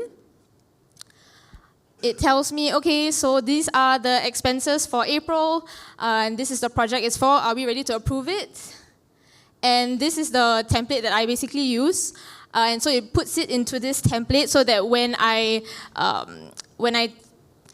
approve the claim on my DBS bank, at least when I'm running through the bank statement, I have a receipt to show, hey, this is why I transferred $108 to Akila, because these are the claims that she's the claims that she's getting money for. So this is why the receipt is useful.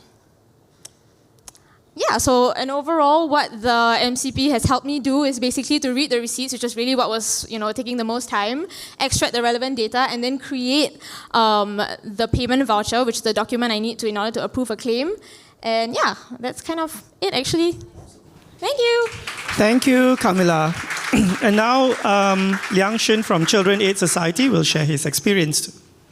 Okay. Hi, everybody. I'm Liang Shin from Children's Aid Society. So, just now, our partners from Starfish talked about finance workflows. And parallel to finance is HR, right? So today, I'll be sharing about what HR can look like with the use of AI.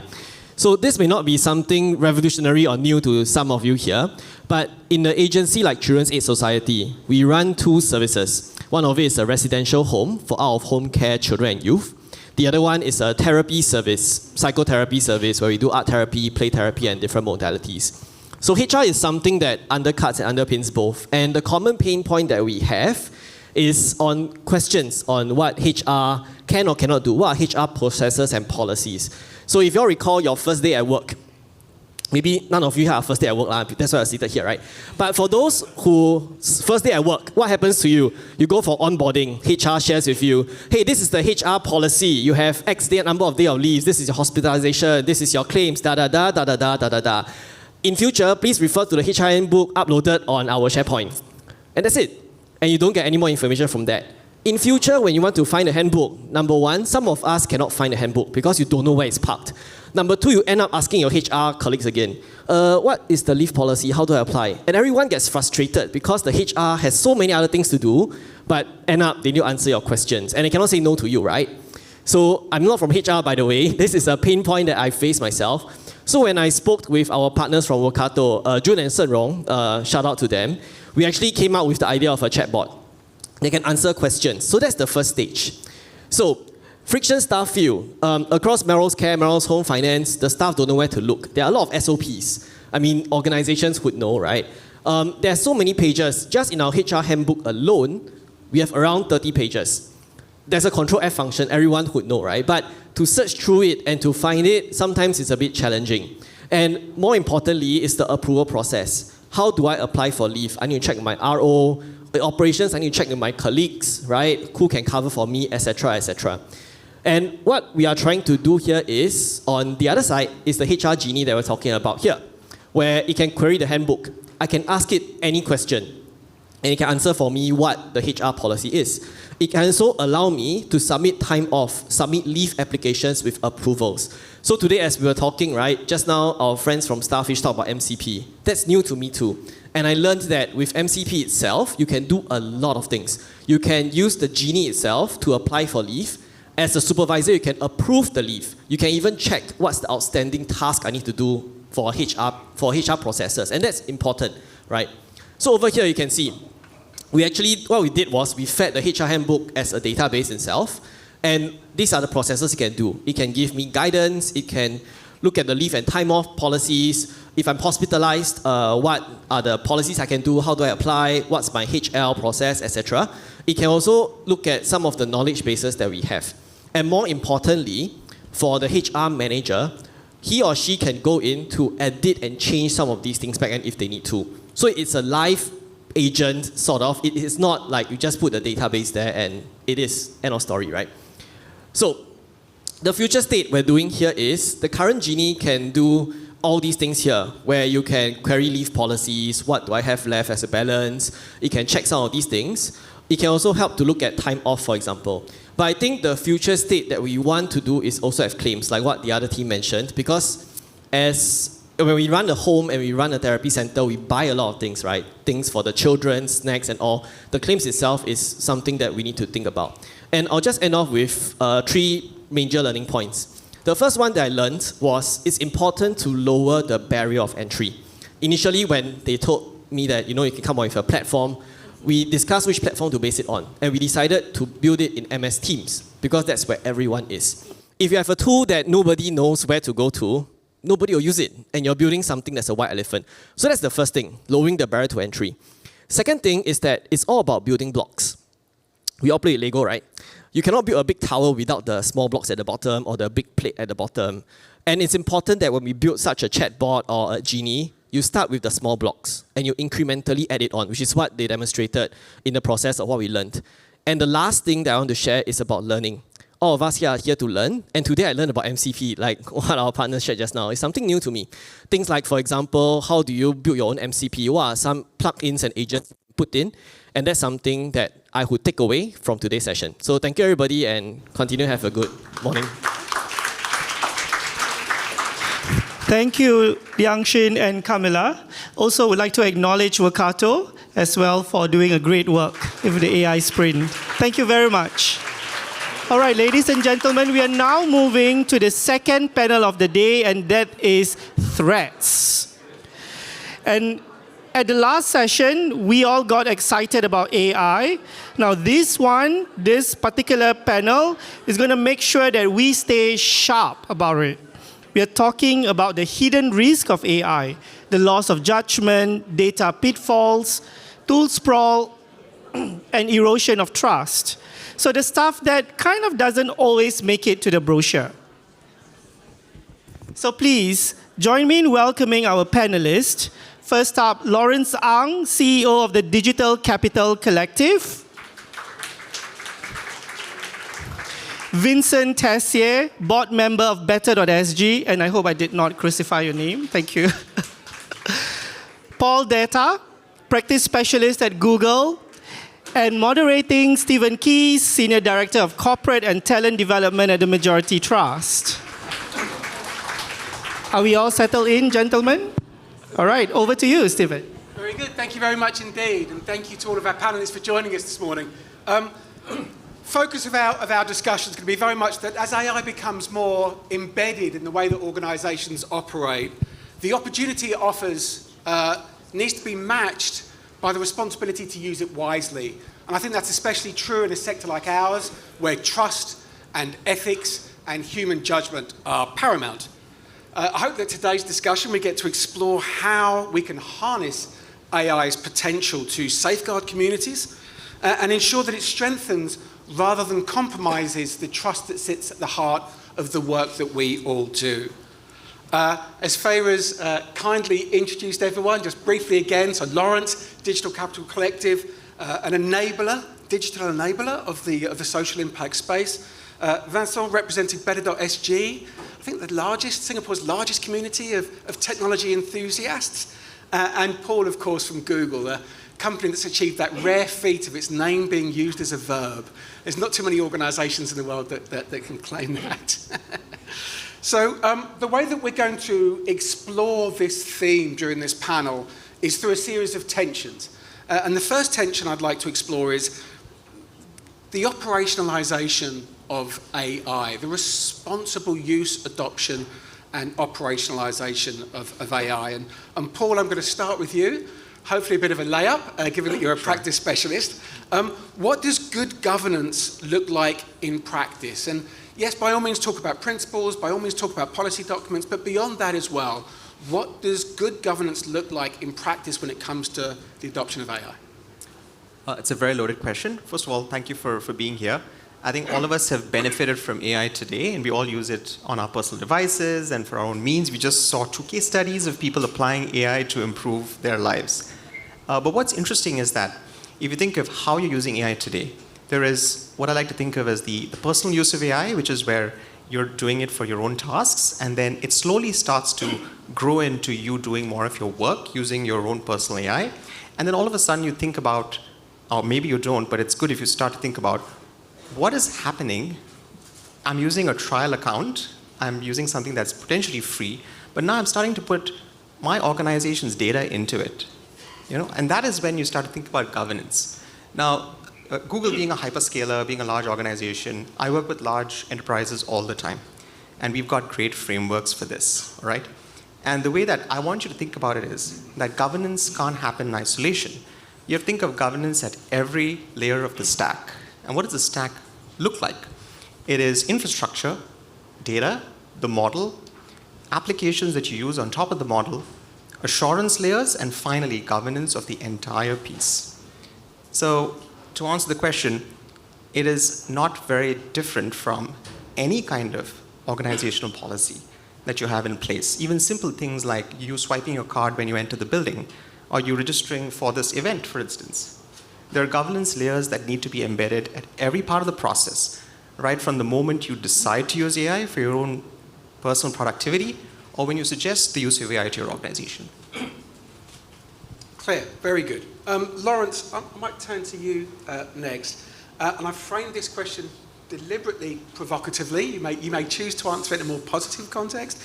Where do you see organizations getting governance wrong today? And what are some of the common errors that you're experiencing?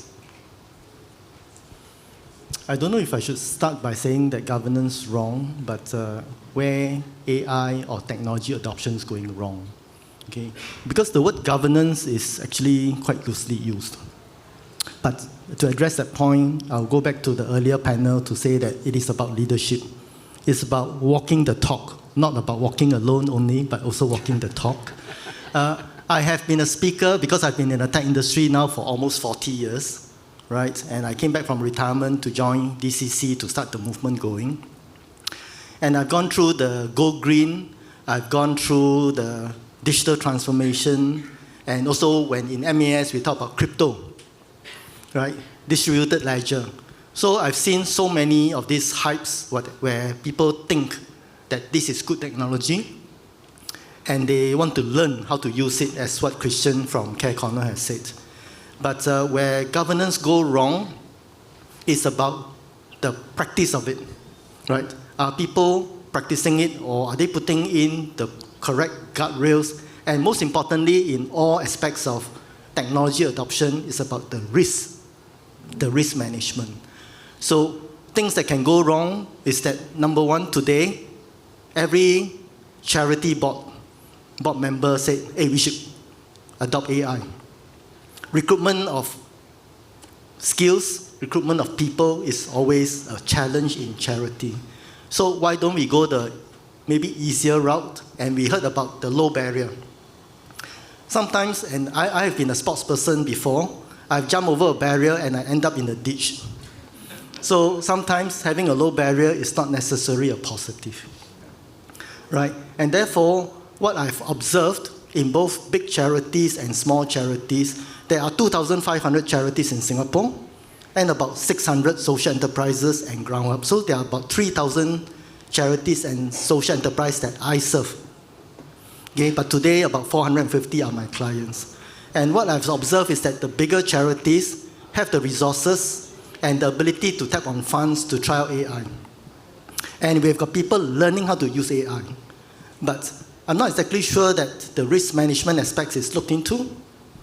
Because even as a CIO for 24 years, I've seen so many data scientists, technology going to this thing called shadow IT. And they use Python to build lots of interesting models. But one challenge is that these models are not able to go into production because of cybersecurity vulnerabilities. And the other challenge that I've seen is about fragmentation. When too many people build their things because they think it's good, they learn how to use AI, they end up building too many systems that end up to be silos, and that indeed becomes a risk to the organization. So there's a balance between experimentation and that fragmentation that you're calling out. I can see that. And maybe that leads on to the question I'd like to give, a practical follow-up question, please, Vincent, which is very much around any examples that you've seen of where AI has been, if you have real practical examples or hypothetical ones, if not, where it is either being misused or where it is at risk of being abused in the social impact space. What are some of the risks and some of the negative effects that you could call out from that? Yeah, I think there's a huge pitfall with AI. If that going to ChatGPT, asking a question, getting an answer, it's very easy. Then the next level is MCP, like we've seen a bit earlier. In 30 minutes, they built a receipt scanner. So you build familiarity with a system of thought, and you think that you can start experimenting.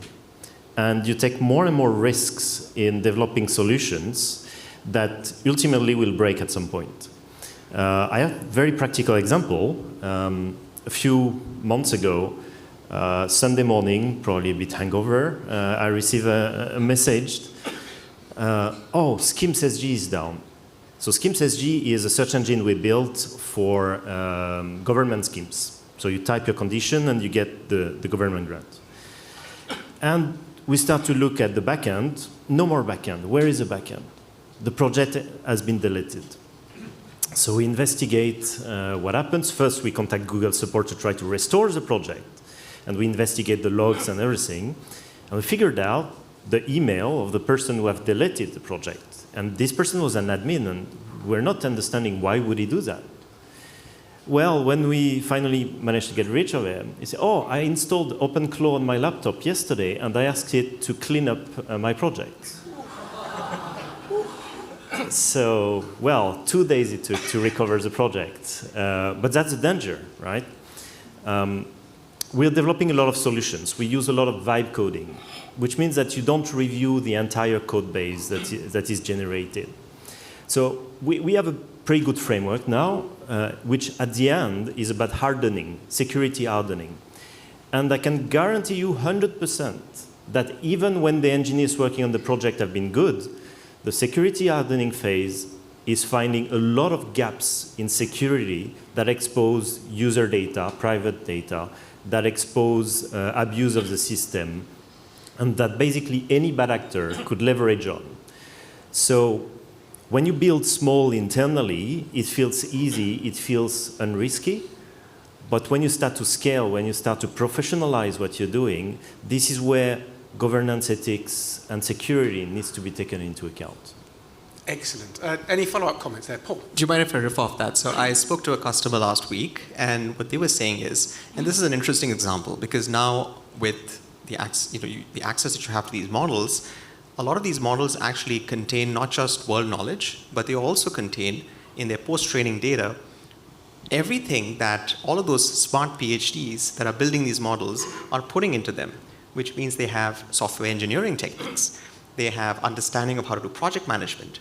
They understand how to, for instance, organize humans to perform tasks or bring forth some form of collective action. So if the problem that this customer is asking me for is that a lot of their employees were using these tools to actually circumvent guardrails because of inconvenience. So for instance, if you're working in an organization, the Wi-Fi is slow, they were just going to their coding agent and saying, hey, I don't like this Wi-Fi SSID, can you give me access to the other one? And it was like, yeah, sure, let me write a little script that hacks the Wi-Fi. Or let me bypass the proxy. You don't have access to these websites in your corporate intranet, let me provide that access to you. So I think the other point on guardrails is it has to be very collaborative in nature. Because now, not only do you have humans as bad actors, but you also have AI agents as bad actors. And it's good if everyone's on the same page. Can I jump in as well? Absolutely. 3 points to add to what Vincent has said. Quite often, again, we do not expect how things can go wrong, right? And the previous panel talked about trying out AI, experimentation, and see how it works. But oftentimes in today's paradigm, a lot of developers always test how things work, but not how things can fail, right? So this is something that I have observed to be a challenge. Another would be product management, because a lot of developers today like to use AI tools to build new things. But thereafter, they say, don't let me maintain it. It's written by some other people, don't make me go into the maintenance mode. I want to build something new, right? So this long tail of product management is not well looked at, because every young, warm-blooded software developer, AI developer like to write new things. The third is about the cyber aspects and the control aspects. Because when AI removes things, how do you know? And when AI creates and inserts things, how do you know? Because the later part is even more dangerous, because when AI inserts data into your local LLM, it causes hallucination. And worse still, wrong action, wrong recommendation. So these are the things that I think organizations, especially in charity space, need to consider. Very good. I'm going to move us on to explore a second tension for this conversation, and that's the tension that exists between the need for speed, the opportunity for speed and the adoption and use of AI, right? The ability to move fast, versus the importance of protecting and enhancing trust, which is particularly important in the social impact space. And that's something that actually came out unintended. I was looking at Martin's presentation earlier, and there was a quote there from the World Economic Forum, and it ended there, what's different this time is the speed and the stake. So it feels like quite a relevant quote for what we're about to discuss. Vincent, I'll start with you this time. In your view, is the social impact sector being too cautious or not cautious enough in its adoption and use of AI? Yeah, I don't think it's a question about being cautious. If you want to apply AI, you need to have foundations. You need to have a certain level of maturity and building blocks in place in order to leverage AI. So for example, the MCP we saw this morning, if you don't have a HR system which has an API open to integration, how do you build these kind of things? We actually commissioned, together with the Majurity Trust, a report of the maturity level of charities. So that's going to be released in the next days. You look into it. But basically, if you don't have your core IT in place, if you don't have good data management and good data quality, as we say in technology, garbage in, garbage out, you will not be able to leverage AI properly. AI can definitely help you. And another quote that I really like is that it's not because you have an AI hammer that every problem is a nail. A lot of things can be solved by platforms which are rule-based, because actually you have probably better control with these kind of platforms. So it's really about understanding where you can leverage it or not. And to do that, you just need to come to me, better.sg, and subscribe. A shameless and well-timed plug. Excellent. Very good. Very good indeed. Lawrence, you next. Again, maybe I'm framing it a little bit deliberately provocatively. In the pursuit of speed, right, what risks do you think are acceptable in the adoption of AI? And the provocative part, who gets to decide that? Okay, the story is about myself bringing my teenage daughter on test drive. She's always afraid of running over people and killing people, so until now she doesn't have a driving license. So I brought her to an open field and I said, just step on it because there's no one you can kill and there's no wall you can crash into. But when I brought her to One North, right, where there are roads and there are pedestrians, she freaked out. Right, so really you have to ask yourself, where is your playing field?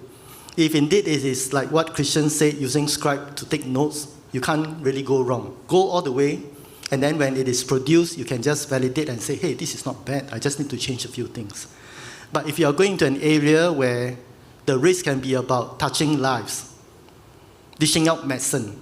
Since 10 years ago, we have got AI agents replicating a GP, diagnosing a problem, dishing out prescription. By and large, go for it, because it's been tested that actually the AI was smarter than the GP, because the GP is driven by moods. I got scolded by my wife, the dog was sick, so they react differently to different patients, but AI is more consistent. But still, you do not want the AI to prescribe certain drugs that has got side effects. And you want to be able to know certain drugs that may have got certain harm, and maybe certain pinch on the pocket that you want a human being to intervene and be able to coach the patient to say, hey, this is going to cost a lot. This is a certain drug, do you want to try it? So you have to look at case by case and ask yourself, where could the risk be and where would you draw the line? Now, sorry, I'm tearing. I'm not so emotional, but it's my age that I have tearing eye. But who owns the risk? The decision maker, right? You can't blame the technology player. You can't blame the big tech. But as a decision maker, and also probably your board, if you decide to implement this and go live and serve certain service recipient, then you have to take the accountability. Right? So in MES, we always say you can outsource to anyone, but you never outsource risk management. Yeah, and I think in your healthcare example, that's absolutely true. It's very clear that AI devices could diagnose faster than a panel of human doctors. Do we want that to be the case? Is there not an importance of contextual awareness? Is there not also, in England we call it the importance of bedside manner, right? Emotional intelligence that comes with the delivery of news relating to one's healthcare. I think that whilst that might slow down the overall process, I think it's an essential part of healthcare. So again, the decision maker is those that are developing those solutions, not necessarily the technology providers themselves. Paul, practical follow-up question. Many organisations might be at risk of just buying a whole bunch of software licenses from a whole bunch of different vendors and granting access to everyone in the organisation and say, that's it, we've got AI, we've done it, we're ahead of the game. Clearly, there's a lot more to it than that. So what else needs to happen as social impact organisations beginning to consider the adoption and use of AI to make sure that it's really driving the value that we hope to get out of it? I think that's a good question, and that's the world we live in today. I had a meeting and I was prepping for it, and I was just curious to know how many tools exist in this space. Like, we're going to talk about building something, but it was more than 100. And in fact, if you track some of these, it's almost like there's a startup every week that's producing something that's a little better than something else and maybe offering it at a better price. What I like to think about this is, like, for you folks, always stay on message. What is the core value that you're bringing as an organization? Is AI distracting from that, or is it adding to it? And if you start to think about the people in your organization, who are these personas, and you think about what are their ways of working, always start with thinking about, am I changing how they're working, and is it an evolutionary step forward? And is this tool going to help me and help them become better people? As one of the sort of decision points that you can use to pick the tools of choice. It's always good to start with less, because people are creative and they'll find creative ways to use tools. You must also think of the fact that some tools are for people, but there's a lot of AI that's being built for AI, which means that while the people are in the loop, so to speak, with some of these tools, you can also start to quietly automate a lot of these background processes that could be deterministic or semi-deterministic with agents. And I think that'll give you, if you like build this tapestry for yourselves, it'll give you a very clear path to where you want to spend money, because ultimately these are not going to be free, and they're going to get more and more expensive depending on the value they bring. So make sure you're very aware of who the personas are and what are their actual needs. I think where the promise is there for a 10x improvement in productivity or in efficiency dividends, there's probably an ethical argument that says you have to adopt it. There's a moral imperative actually to adopt it in the social impact space, but thoughtfully, mindfully, with the right level of enablement so that people are actually using it in a sensible way, within the guardrails that you spoke about earlier. That's true. So it's easy to throw tools at people and they will use it if that's what they're supposed to do for their daily for their jobs. But I like to think of this as how are you, the joy that you experience when you talk to an agent or to a model and it gives you a great answer or writes an email for you, how do you provide that sense of delight at every aspect of their jobs? And I think that is going to result in better adoption of the tools that you provide, because there's meaningful application of those tools in the workplace. Very good. Any final comments on that particular tension, or we'll move on to the next topic? Very good. Excellent. So our third tension that we'd like to explore is the role of AI in decision making. And Lawrence, it seems like I'm always putting these kind of slightly provocative questions your way. Where should we draw the line between AI as an assistant and AI as a decision-making engine, and specifically in the social impact space? Me? That's not so provocative, is it? Okay. Yeah. As long as we understand AI and where it can be used, I don't see why, if you have the right data, and many of you have, whether it's from the open source or your own local LLM, by all means try out AI in the predictive sense, in the advisory area, in the assistance area, because there's no harm. Because at the end of it, a human being is still there. And the worst is embarrassment. You put it in a bot, and this has been something that a lot of banks and telcos have done, right? They have got bots called Jamie, they have got all this. Then all it ends up is that customers say, this is so stupid, right? So that's the worst case. So if you use AI in that kind of perspective, I see that the harm is quite well contained, other than having thick skin. But if you use it in the agentic way, then I think this is where you need to be aware of, again, the risk aspects. How do you contain it if things go wrong? Because at the end of it, you cannot, even a human being, well coached with policy and all that, on the moody day, they can make the wrong action, mistakes. So when you have an agentic AI where you can replace the work of 10 persons, be aware that these 10 agents can sometimes be rook. So how can you contain the potential damage? Don't look at how things work, but ask yourself how things may not work as well and be able to contain it. So I wouldn't say draw the line, but just know where your OB markers are and be prepared for some human being or some risk mitigation or human beings to manage exceptions, because we do need the human beings. Very good. So I don't know whether I'm answering your question, but that's how I see you can apply AI. So something about where DCC is coming into the play, because we were birthed on 1st of April. Right? Before then, we were called iShine Cloud, that many of you have heard, and we have acquired 430 clients. And we enable digital tools for charity like HR, volunteer management, donation management. But that model was deemed to be unsustainable for many different reasons that I won't go into, but I'm going to give a briefing next week to tell the sector what we are setting about to do, and also to partners and volunteers who want to come alongside. And we partner very well with this organization because they have the reach of 2,000 over developers, and I have the reach of government, ministries, NCSS, AIC, and I have the reach of charity. When we call for an event, 2nd of April, we have 100 over charities. Next week, I have 50 over charities coming on. So we have the awareness, we have the reach of charity. But what I would say is that a lot of people are duplicating. Today, there's some market failure whereby a lot of charities, social enterprises, you reach out for grants. But oftentimes, the grants are not sustainable because give you a grant for 2 years, and after that, they stop the grants, and thereafter, you may say, I pull out from the system. I got no more money. Or you have to find other grant to continue the sustainability. And what you saw just now with the 2 examples of Workato are replications again. Right? Those are tools that can be common across the whole sector of 3,000 charities, or maybe a subset thereof. So our mission is to work with different ones to collaborate, to bring use cases that are common, standardize it, industrialize it, so that then we can serve the charity free of charge. So that's the mission. And so to me, I think there's too many fragmentation, too many proliferation, when charities and social enterprise should be focused on serving your service recipient.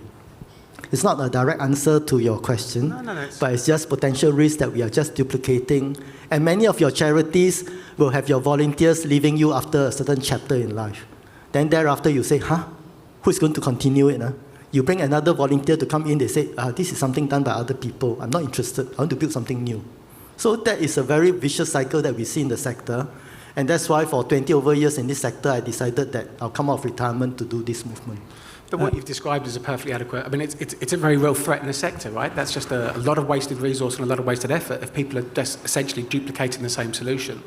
So I'm a big fan of looking for kind of, standardization and industrialization. So I'd like to react on that because I think your first question and the consolidation of duplicates have the same underlying, the potential replacement of humans by systems or by AI. And there's a concept, which is a dark concept, so excuse me for that, but you've heard about legacy systems, right? You have an ERP which is 10 years old. So what happens to it? You upgrade it, you upgrade it, you upgrade it, and after a while, it's just too costly to upgrade. There's too much technological depth. There's too many problems. So what you do, you replace it. You replace it by a new system, which is supposedly better, more modern, and you reset your technology depth. The same is starting to happen at the employee level, that you have the legacy employee. The legacy employee have the wrong mindset or is resistant to change, and you upskill, you upskill, you upskill, and when it becomes too costly, you decommission. That's a very dark concept. Ouch! But this is what we see a lot in the private sector. And I think this is what makes our missions as enablers of the sector on the technology level even more important. Because it's not only about the systems themselves, it's about the education, it's about uplifting the sector as a whole. And if you look at the private sector in MNC, you have matrix organizations. Imagine the charity sector, 2,400 charities in Singapore, as a matrix, where everyone has their different causes, that's your product streams. And in a matrix organization, you have your enablers. And your enablers is going to be technology, is going to be donations, and other streams. But I think that's where we operate, on the horizontal part of the matrix. Because you've landed on that subject, and Paul, it's one of the kind of follow-up questions that we'd been debating prior to this panel. I wonder if I can just put you or others on the spot. What response, thinking about what you just said, like decommissioning employees, it's a lovely way of putting it. What obligations do organisations carry in those instances? Because there is going to be a displacement of work, and there is going to be a need to reskill and retrain. Do organisations hold that burden of responsibility, or else where does that sit? Paul? This is a really deep conversation. I was actually excited about the... We took a definite turn, didn't I know. we? Because I'm very passionate about AI and human collaboration, so decision-making is top of mind, but I want to answer this question as well. So I think it's very cyclic in nature. I think these have existed in the past as well.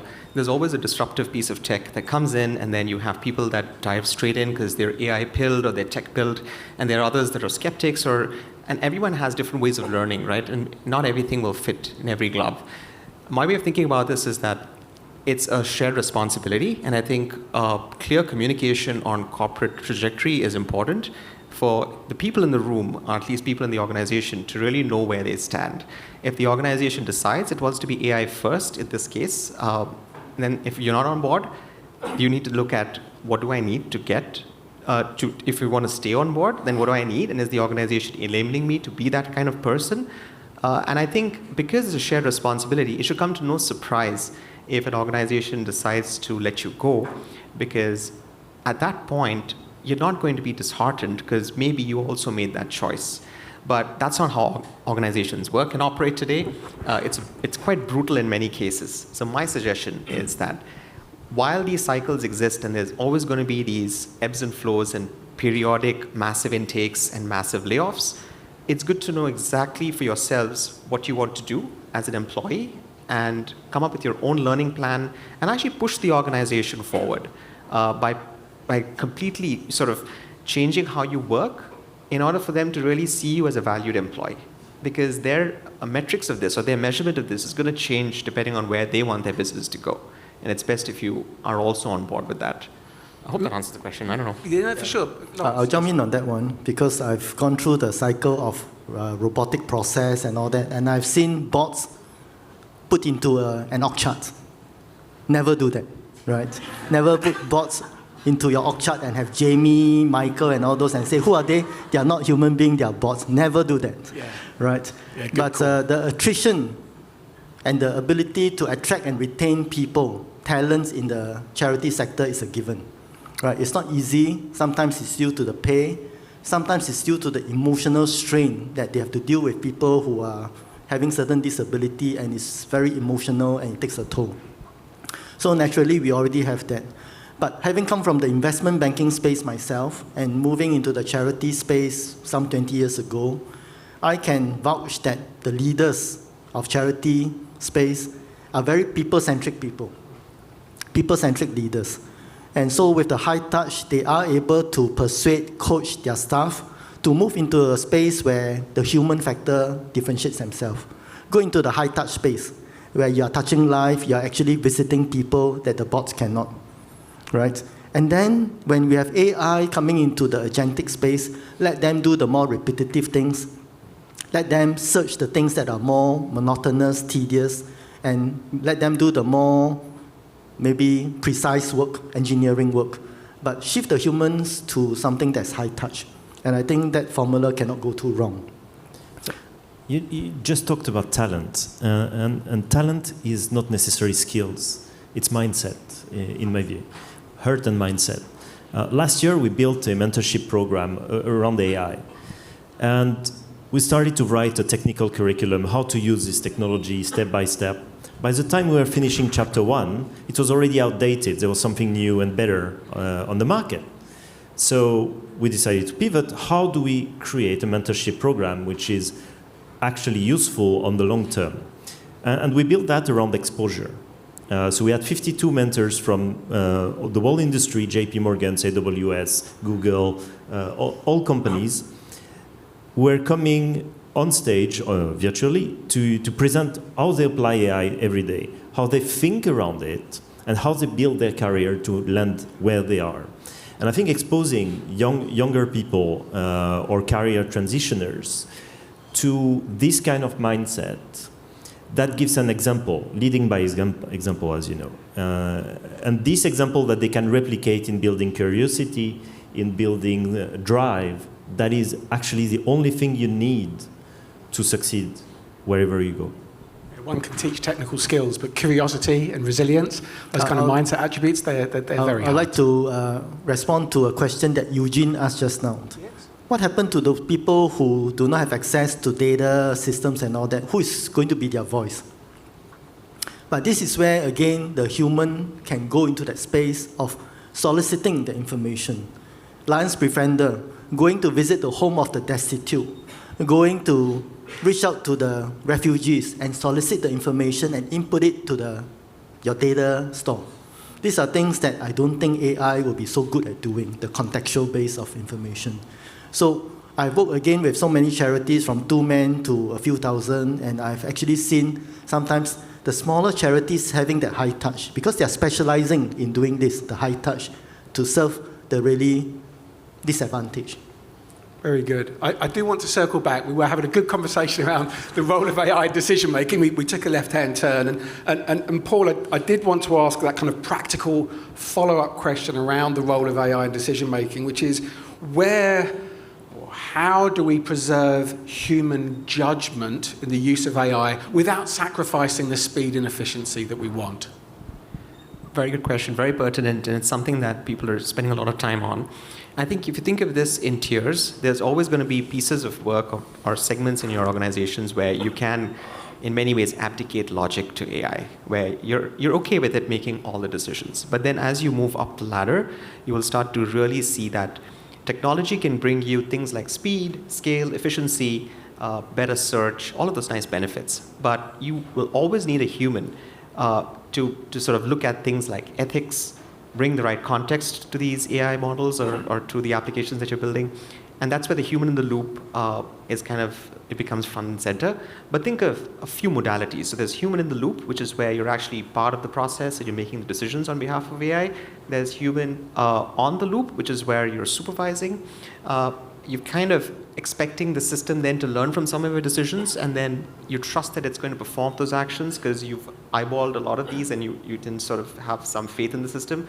And there's human at the helm, which is where you're actually overseeing thousands of these processes, and you get a good sense of what the health of this process, of all of these processes are, and that's enough for you to trust the system. So depending on how large your organization is, you can start to think about it in these tiers and then start to slowly apply AI. Yeah, it strikes me that word trust keeps coming up, and it strikes me that trust is earned through transparency and restraint. Absolutely. I think trust is key to adoption, but trust is also key to scale. Because if you don't really see the output, or if you're always paranoid that something's running autonomously and you need to check and it's keeping you awake at night, then there's zero trust. I think if you start to think about what is trust, it is basically human and AI collaboration at that point. I've got one final question, which is going to be kind of a practical takeaway question in terms of things we should ask this audience to stop or start or avoid doing altogether in the use and adoption of AI. I do want to open the floor up first, though, see if there are any hands raised for any questions that the audience might like to ask our panelists this morning. Are there any questions from the audience? Yes. I'm going to wait for the microphone to come in there. We are looking. Is it working? Yes. Hi, I am Marie. I'm the founder of a Tech for Good charity helping domestic workers with free online education and community support. We want to leverage AI even more in our organization. And so we are looking as a first step to have some kind of toolkit for the staff so that we have the do's and don'ts when using AI just to address all the challenges and threats you just started talking about. We're starting from scratch, but I'm sure there must be toolkits out there, some kind of, again, very simple manual, not on how you use it, but really on the do's and don'ts for in your organization, but especially for a charity. That's a really, thank you for the question. I think that's a really, really good question. So could afford practical guidance to this room. Are there any websites, platforms, places where people can go to get some very basic information, the do's and don'ts and essentials, right, in terms of social impact deployment in particular? Okay, I'll be having a meeting with the Commission of Charity next week. And the Charity Council is developing some code of ethics as a guidance for charity, but that's very high level. Then at DCC level, I'm looking at recruiting a number of, say, retired CIOs, the Silver Force. And we are working with different partners in the sector to build some AI toolkits. Because I was very concerned when I brought some charity leaders together, then they said, I don't need this system, I can use AI. Yeah, so it's a low barrier, and that's the one that I'm afraid of, that the low barrier causes some of this charity to go down a very slippery slope. So having an AI starter kit is useful for leaders to understand how you should start, why you should start, and who you look to. And I'm also hoping that just as in the social sector, we have this thing called cyber trust, I think we can also work towards something called the AI trust, where some bodies amongst us come alongside as your friend, as your advisor, to see how we can advise you even as you conceptualize before you start. I think that's something that charities, big and small, need. So something to look forward to, something that we aspire to do. Yeah, for us, we also provide a bit CTO as a service, where our volunteers, who are typically enterprise architects or CTOs themselves, will dedicate a few hours to advise on digital strategy and roadmap. But as you see, it's not really centralized. It's not a portal where you can find everything. And that's the same everywhere. If you want to find grants, you will find grants here, there, etc. If you want to find digitalized forms for specific use cases, for case working, for example, you have those on MSF, those on MOEs, and those on MOH, right? Decentralization, this is exactly what we talked about earlier. There's too many duplicates. There's need for platforms that are centralized information that allows to search easily and find easily. Just to give an example, the Rotary Club recently came to us and was asking, hey, we have this form for detection of abuse, family abuse, for our case workers. Can you digitalize it? And one of my team members, let's build it. We have vibe coding, 2 hours, it's done. And one team member said, hold on, let me search. After half an hour, she comes back and, I found it on forms.sg. Then they say, but we also have this form. Half an hour later, we found it there, another place. So really this fragmentation and the need for consolidation is the critical and most impactful thing to do in the sector. I would agree. Paul, any comments? So I always believe that toolkits or starter packs drive culture, and they also drive behavior. And if you go to large organizations like Google, for instance, and several others, our agenda primarily is to make money. Let's be very honest. And we would want you to adopt our points of view so that you can eventually become paying customers, because we've baked in a lot of the policies and guidelines into our products. That is our core value proposition. Otherwise, why would you pay? So the moment you start thinking about, I'm going to build this for my organization from scratch, you're in a very good position to actually drive the culture of usage and also cause some form of behavior change that maybe you want. For instance, maybe you want members to self-learn, like upskill themselves. You provision for that. But it's good to take note of what's out there. So please look at responsible AI websites that every hyperscaler has and every cloud provider, model provider has. There is a lot of common sort of elements there that you can cherry pick, and then please work with architects and experts who can then help you sort of condense that into what you need, and then you can make it your own. At the systems level, this is again what charities are telling us. Don't give us standalone systems. Maybe Scribe is standalone, and that's why he's looking at building something before and after. So likewise in the sector, you have the giving platform like Ray of Hope, Giving.sg, Giving Asia. But oftentimes they are standalone. Then in the back end, you have donation management. So now we are building these interfaces between those platforms to donation. And then donation needs to go to payment service provider and tax deductible in IRAS. Again, we are building that connectivity. Then to the back end, accounting system to the bank, and to submit reports to the regulator. So now what we are saying is that there's this systemic perspective that whether it's AI powered or not, charities in this sector need some people to stitch things together, whether it's enterprise architecture or whatever, but this is where we provide this connectivity and this collaboration. And there was a question just now about collaboration. Again, our mandate since 1st of April is to help people come together for collaboration. So collaboration to maybe even together applying for grants. There's an ECI grant that's for a few 100,000, but I need to serve at least 2 charities. So now I'm bringing 3 charities together to have access to this AI grant that comes from MOF. Very good. I think we're going to wrap things up now. I appreciate that we've come up to time. One thing that struck me, you mentioned about Silverforce. Maybe I've got a bit of a vested interest in that.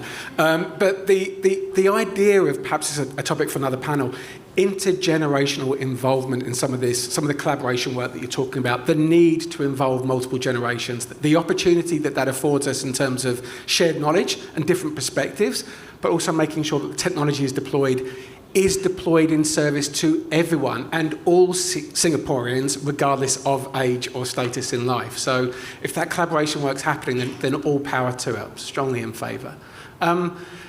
Otherwise, gentlemen, we're up against time. I'd just like to thank you very much indeed, and I'm going to invite the audience to give them a warm round of applause.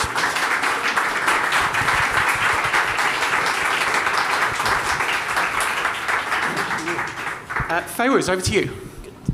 Right, thank you, Lawrence, Vincent, Paul, and Stephen. Again, ladies and gentlemen, another round of applause for our panelists.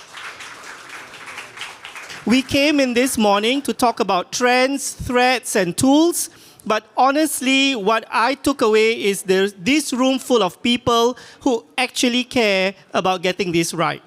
So that's what makes Majurity Conversations worth having. Thank you again for being here, and enjoy your breakouts. Good afternoon, everyone. Welcome to our first breakout session, Supercharging Organizational Productivity with Claude and Workato MCP. Most of us probably try AI in one form or another. Just like one of our AI sprint participants, Camilla, shared earlier, I'm guilty of primarily using AI for copy editing. We heard about the potential of it earlier, but it can sometimes feel a little foreign. We don't quite know what we don't know, and we wonder, how do we actually harness this in our work? I'm excited to introduce to you the Workato team, Yuko, Lava, and Shrikant, to share with us more about what we can do with AI. How do we integrate AI into our systems, our data, and our workflows? So without further ado, I'll invite the team to introduce more. Thank you, Hui Hui. Okay, so I think not so much about me today. I really want to introduce to you a special young lady. Her name is Sarah. Can we welcome Sarah on stage? So Sarah is this young lady, this amazing person where she has been running a mentorship program for a social service enterprise for the past 4 years. But for the past 4 years, she hasn't really been doing things super efficiently. She's always bogged down by a lot of manual tasks and administrative stuff, right? She's amazing at her job. She remembers every single mentor and mentee's name. Not because it's part of her job description, but it's because she's somebody who really, really cares about what she does, right? She's run multiple cohorts of this program, right, with zero administrative help, no additional headcounts. It's just Sarah and her spreadsheet and her laptop and her stress, right? So I think it breaks my heart a little bit that, she's spending all of these great hours, right, on the laptop, looking at spreadsheets, rather than, spending that additional hour with those mentees who are struggling, or either sitting down with those mentors who are a little bit silent to understand what kind of support they really need, right? So I think that's what we really, really want to look at today, how we can help better Sarah's life with Claude and also powered by Workato's MCP. All right, but let me go in a little bit deeper to tell you what Sarah does on a day-to-day basis, right? 3 things without fail on a quarterly basis. She spends at least a week, right, on 3 things. First one, whenever there's a new cohort of a mentorship program that she needs to start, first things first, she needs to match the mentors to the mentees. And what she's doing now is she looks at her laptop. There's like 2 spreadsheets of their profiles based on their personality, what they want to get out of this program, their availability, etc. Right? So she has to eyeball it, and then she scribble things on her notes, and then finally after a couple of hours she said, okay, I think this will do, but then she's never fully confident about the matches that she put forward. Right? She can only kind of pray and hope that it's going to work out. So that's kind of the first thing that she does. Right? The second thing is, after every cohort ends, her boss will then come to her and say, hey, Lava, can you tell me how this program has fared? right? Were there a lot of dropouts from the mentee side? How were the mentors doing? Who is the best mentor? What can we do better for this program so that in the future it gets better and better, right? So that's the second thing. Again, through the spreadsheet, she's not like an expert analyst, data analyst, or neither is she a dashboard designer. So she spends, again, yet lots of hours doing this. And then finally, the third thing is about scaling the program, right? It's been 4 years now, we don't want to stagnate. So her executive director comes in and say, hey, Sarah, can you please go and look through how much we've been spending for the past cohorts to run these programs? Because in the future, when I want to scale this program, I want to know what it takes. How much more do we need? What can be improved? So please go and look at the numbers, come back to me with a dashboard again, a report, and then let's see how we can scale this, right? So these are all the things that she do without a doubt every single quarter. Right? And this is painful because then she don't get to spend time to do what she's really hired for and, be the Sarah that she wants to be, right?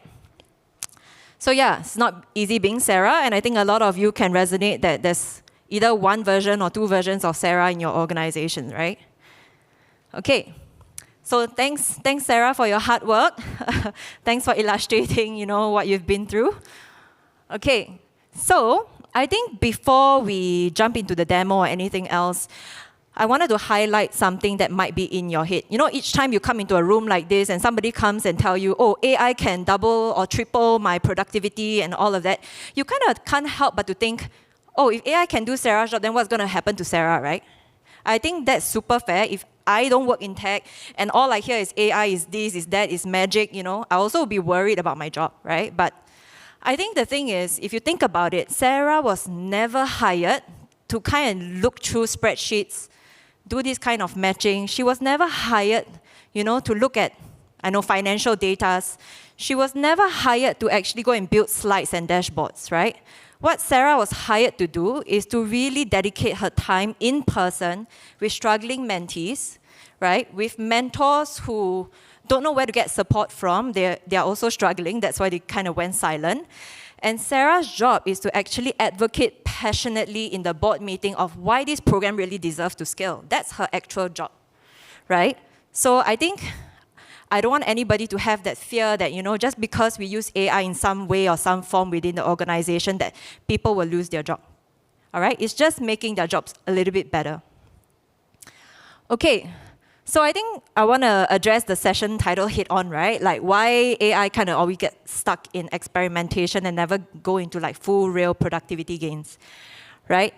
I think the thing here is a lot of times with AI, I think those organizations that I've talked to, people has used AI in some form or ways, like, oh, maybe I use Copilot to help me to summarize my meeting notes, or I use ChatGPT to do some research, right?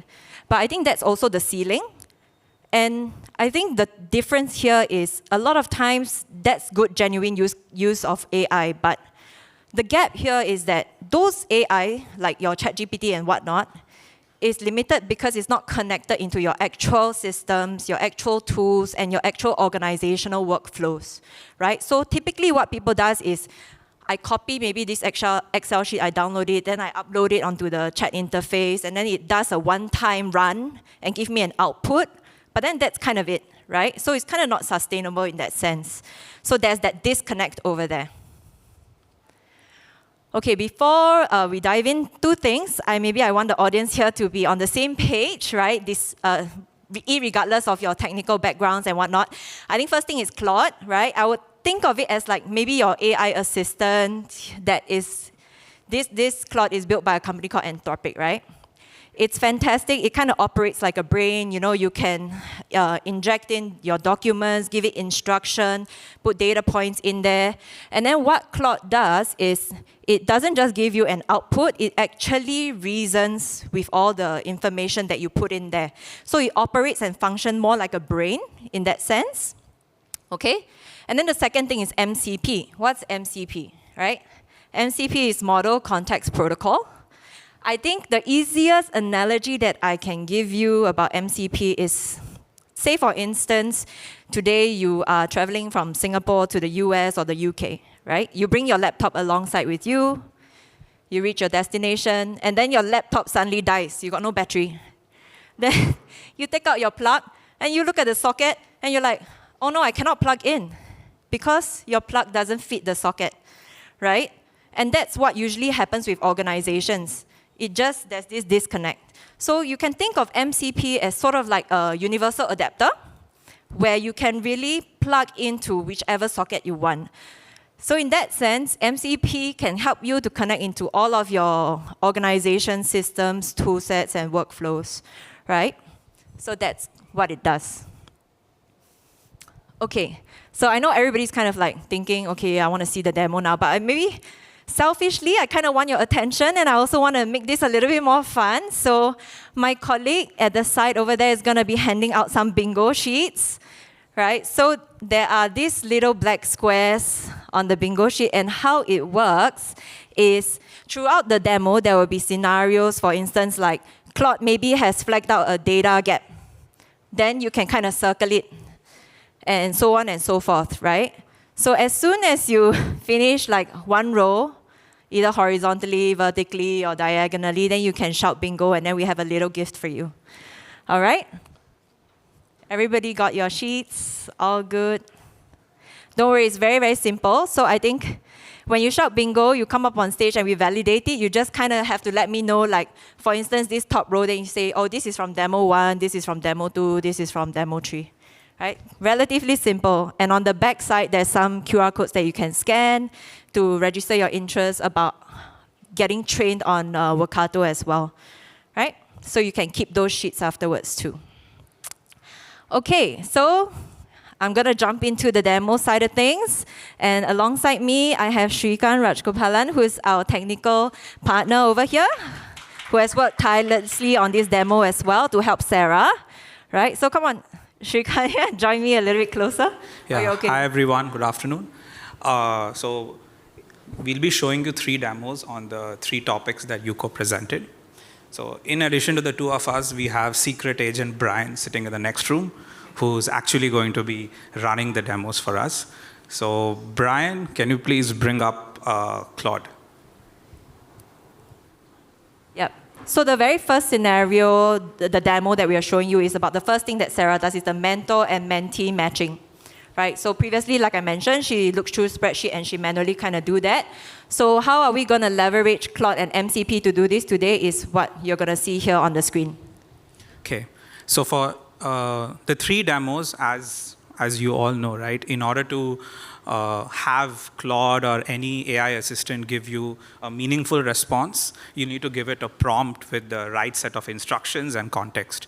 So we've prepared the prompts in advance, which is why you see Brian copying them in. So Brian, can you drop in the prompt 1 for mentor-mentee matching?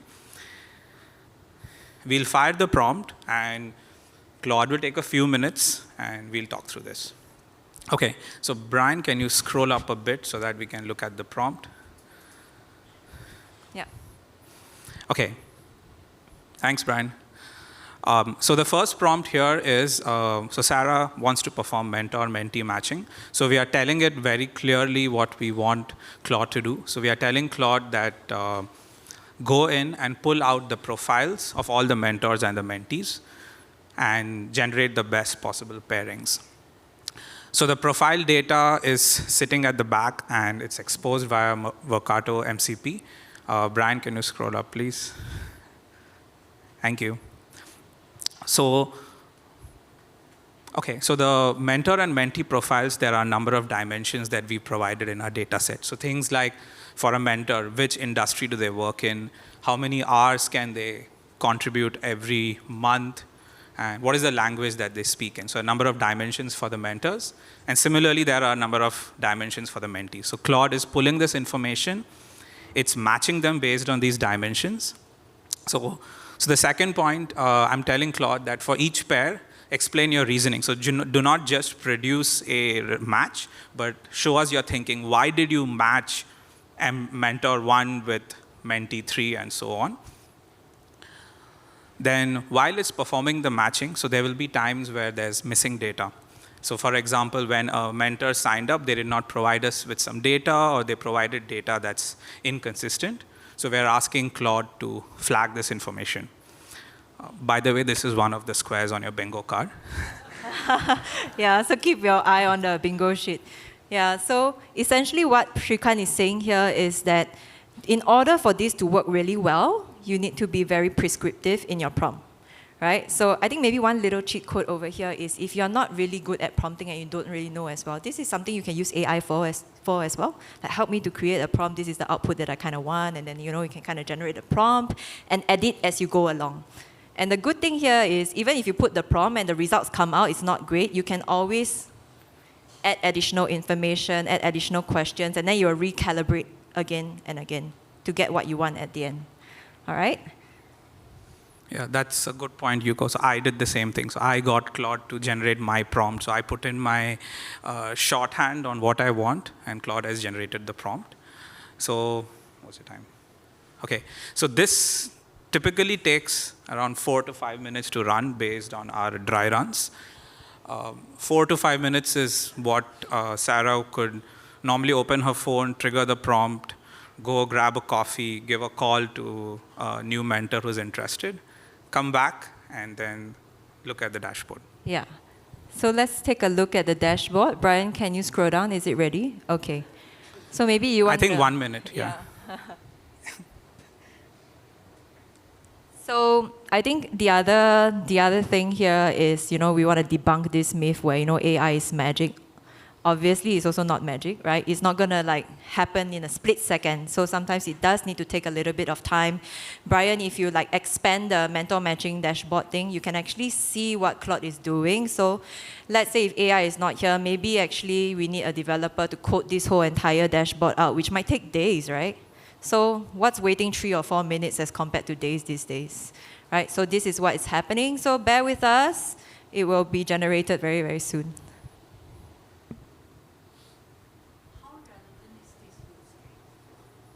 Yeah, so maybe I want to hear from the audience as well. How relevant is this to you guys? Does anybody feel that this specifically is kind of useful for your organization?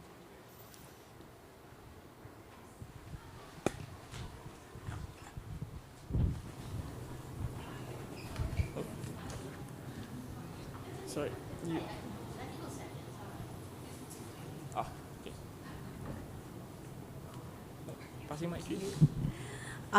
Hi, I'm Lydia from Kampung Kaki. So actually the core of our work is to identify suitable volunteers to provide companionship to the elderly.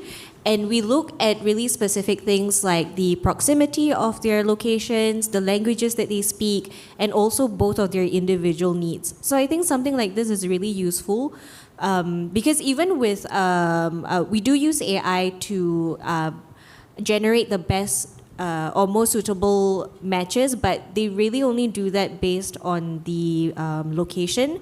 And even then, sometimes we don't really get the best matches and we still have to do it manually. So something like this would really make our work a lot more efficient because we do have a lot of volunteers who end up having to wait for a match. So yeah, something like this would be really great.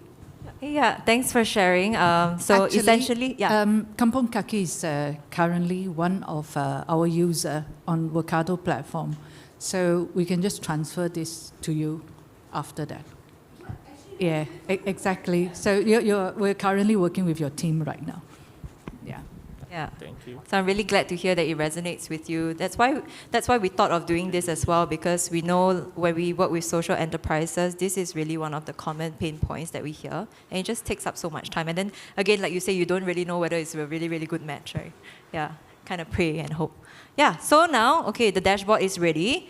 So in this instance itself, there's only 8 mentors and 10 mentees, and confidently, the AI says there's 7 confident matches over here. Right? And then maybe just, if let's say I'm Sarah, I would just need to look through some of the unmatched mentees, the mentor that's unavailable, and maybe some provisional matches to see what I need to do. Maybe I need to call them up, they got missing information or things like that. So in that sense, immediately I know what I need to do next. I don't have to ponder and think, what's missing, etc. Okay, so let's look through each of the different tabs. So as Yuko summarized, so Claude has put together a summary at the top of the pairings, one that it's not so confident about, and two unmatched. So let's, so Brian, if you scroll down a bit. Okay, so so this is the overall summary that it's providing. So let's take one example, right? So like row one. So you have one mentee, Noor, and one mentor, Priya. There is a reasoning provided. So a lot of it goes back into the data set and how much of information that you provide. So in our data set for mentors, we added a lot of dimensions on what is the industry they work in, what is their title, what are they interested in doing, does it align, in addition to availability, and same thing for mentee. So once you make this data available in a consistent form, that's where it's easier for Claude to do reasoning.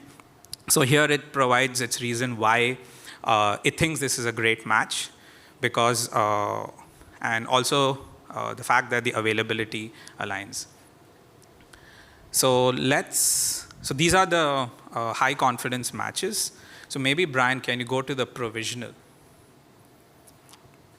Okay, so over here, Claude has tried to make a match based on some of the parameters that we've provided, but it's not confident about it. So the reason is, so the first thing we see is, so Samuel, the mentee, so for every mentee, we put in a field for the goals. So for Samuel, the goals field is blank. But at the same time, in his challenge, he puts in something like he feels stuck and he needs some help. So Claude thinks, based on Amelia's title, she's the best match, but it's not fully confident. So this is one of the actions that Claude is giving Sarah, that Sarah can go and pick up a phone and talk to Samuel, get your details so that we can enroll you into the program. Okay, so I think this will be relatively useful for you. I think you can just put your information, your prompt in there, you wait 5 minutes, and then this report is ready for you. You can tell your kampong kaki mates, right? Like, okay, this is done, we can follow up with the volunteers on what to do next. Yeah? Okay. Okay, I think we can move. Before we move on, oops, sorry, Brian. I think the other tab that there are a couple of other tabs. So there are two unmatched mentees, and the reasons have been provided as follows. Like say, for example, Benjamin's goal is financial modeling, budgeting, scenario analysis, and his preferred mentor is someone who's in finance or banking. Vivian is a VP of Wealth Management at DBS, so she knows about this topic, but her expertise is in ceramics and community arts. So it kind of doesn't match. So this is something where Claude is flagging it, again an action for Sarah. So Claude is giving us recommended next steps on what needs to be done. Yeah, and then lastly, we have data flags on the right as well. I think we spoke about them. So these typically happen, like Rajan has indicated that his availability as a mentor is 0 hours per month. So since it's 0, we can't really match him with everyone. Again, action required, contact him to make sure that does he have availability in this cohort, or can we replace you with another mentor and so on. Thanks. Thanks, Shrikant. So I think you can toggle to the second demo right now. Right? So the second one is about deriving the program insights. So let's say this 8 weeks mentorship program has ended, right? So now the board is asking Sarah, hey, can you tell me what happened within these 8 weeks? Were there any dropouts? How were the mentors faring? What can we do better? So Sarah, being Sarah, she, again, spends a lot of hours doing things. So let's just see in Claude's way of doing things, how that would look like. So Brian, you can switch back to the prompt. Thank you. So we have another prompt for Act 2. So we'll drop it in, we will fire the prompt, and then we can go through it. Okay. So now Sarah's telling Claude that she wants to look at the past performance of the mentorship program across the last 3 years. And the key thing here, she wants to identify trends that she can provide for a board update. So specifically, we are calling out 5 different things. So firstly, we want, at the end of every mentorship program, there's a satisfaction survey that goes out. So we want Claude to look at the satisfaction scores across the 3 years for the different mentor and mentee pairings, and also look at completion rates, like how many drop-offs did we have? Is there a particular trend in the drop-offs? And it could be because of certain reasons that Sarah can then follow up. So that's like 2 and 3. And we also want to find out which mentor pairing is the strongest. So maybe we can incentivize them, give them a better center stage in our platform. And then for the ones that are the weakest, we can follow up with them, understand what help they need and how we can drive them back. 12:52. Okay. Yeah. Okay. While Claude runs, if I remember correctly, 4 squares should have flagged on your bingo board in Act 1. So if you flagged a bingo square, raise your hand. Or if you didn't flag, if none of them flagged, please raise your hand. None of your squares flagged. Okay.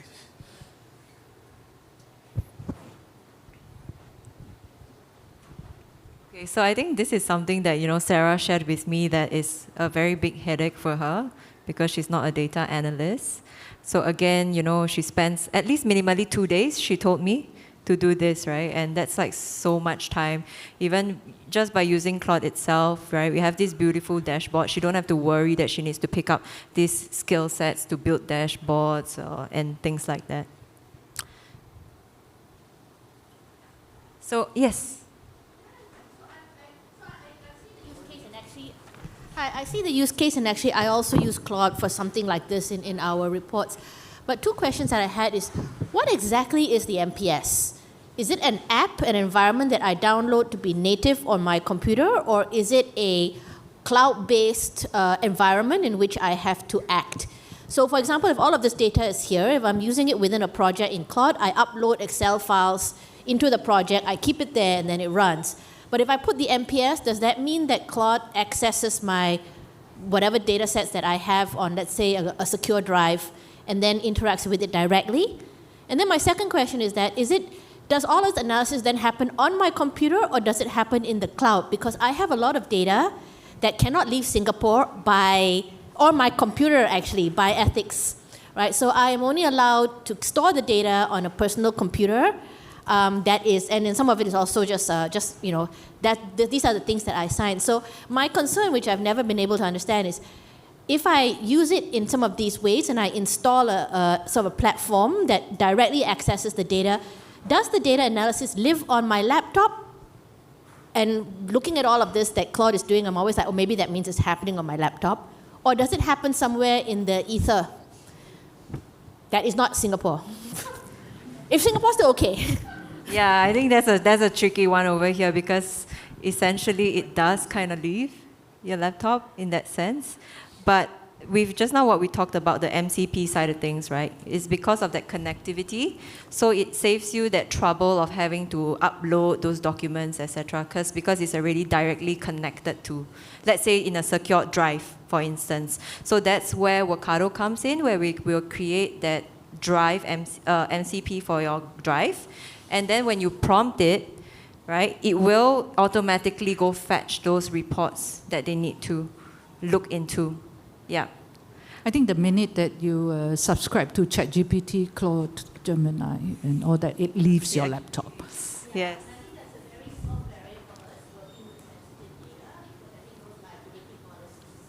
Yeah, but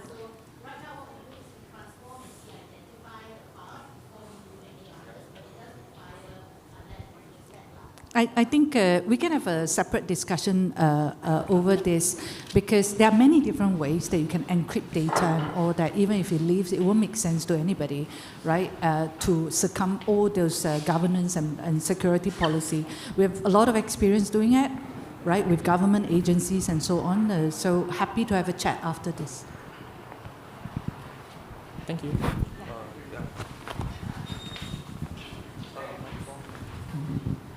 I had a question that will probably reveal how tech illiterate I am, but what's the difference between this and Microsoft Copilot that's already embedded within your Microsoft system? Yep.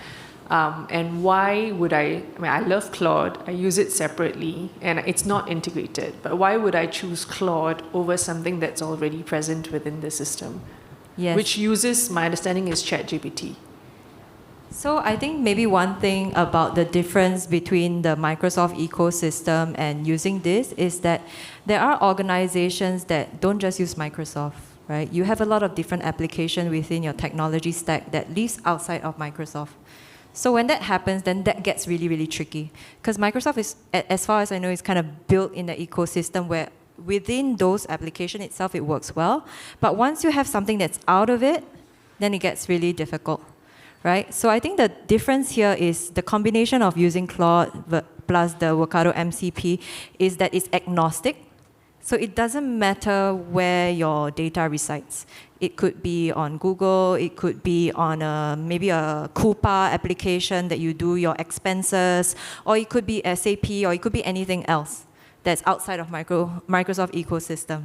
So I think in short, that would be why people sometimes decide to also use something different rather than just Copilot itself within the Microsoft And I also stack. think that at the moment, for example, you are using Copilot in Office, you're using Claude at home, 3 months later, there's a new flavor, coming out on the LLM and the experience layer, right? So the plumbing shouldn't change. How it connects to your underlying system should never change, but it can keep changing. Today you like ChatGPT, tomorrow you like Claude. You can make all those changes. I think that is why the main difference of it.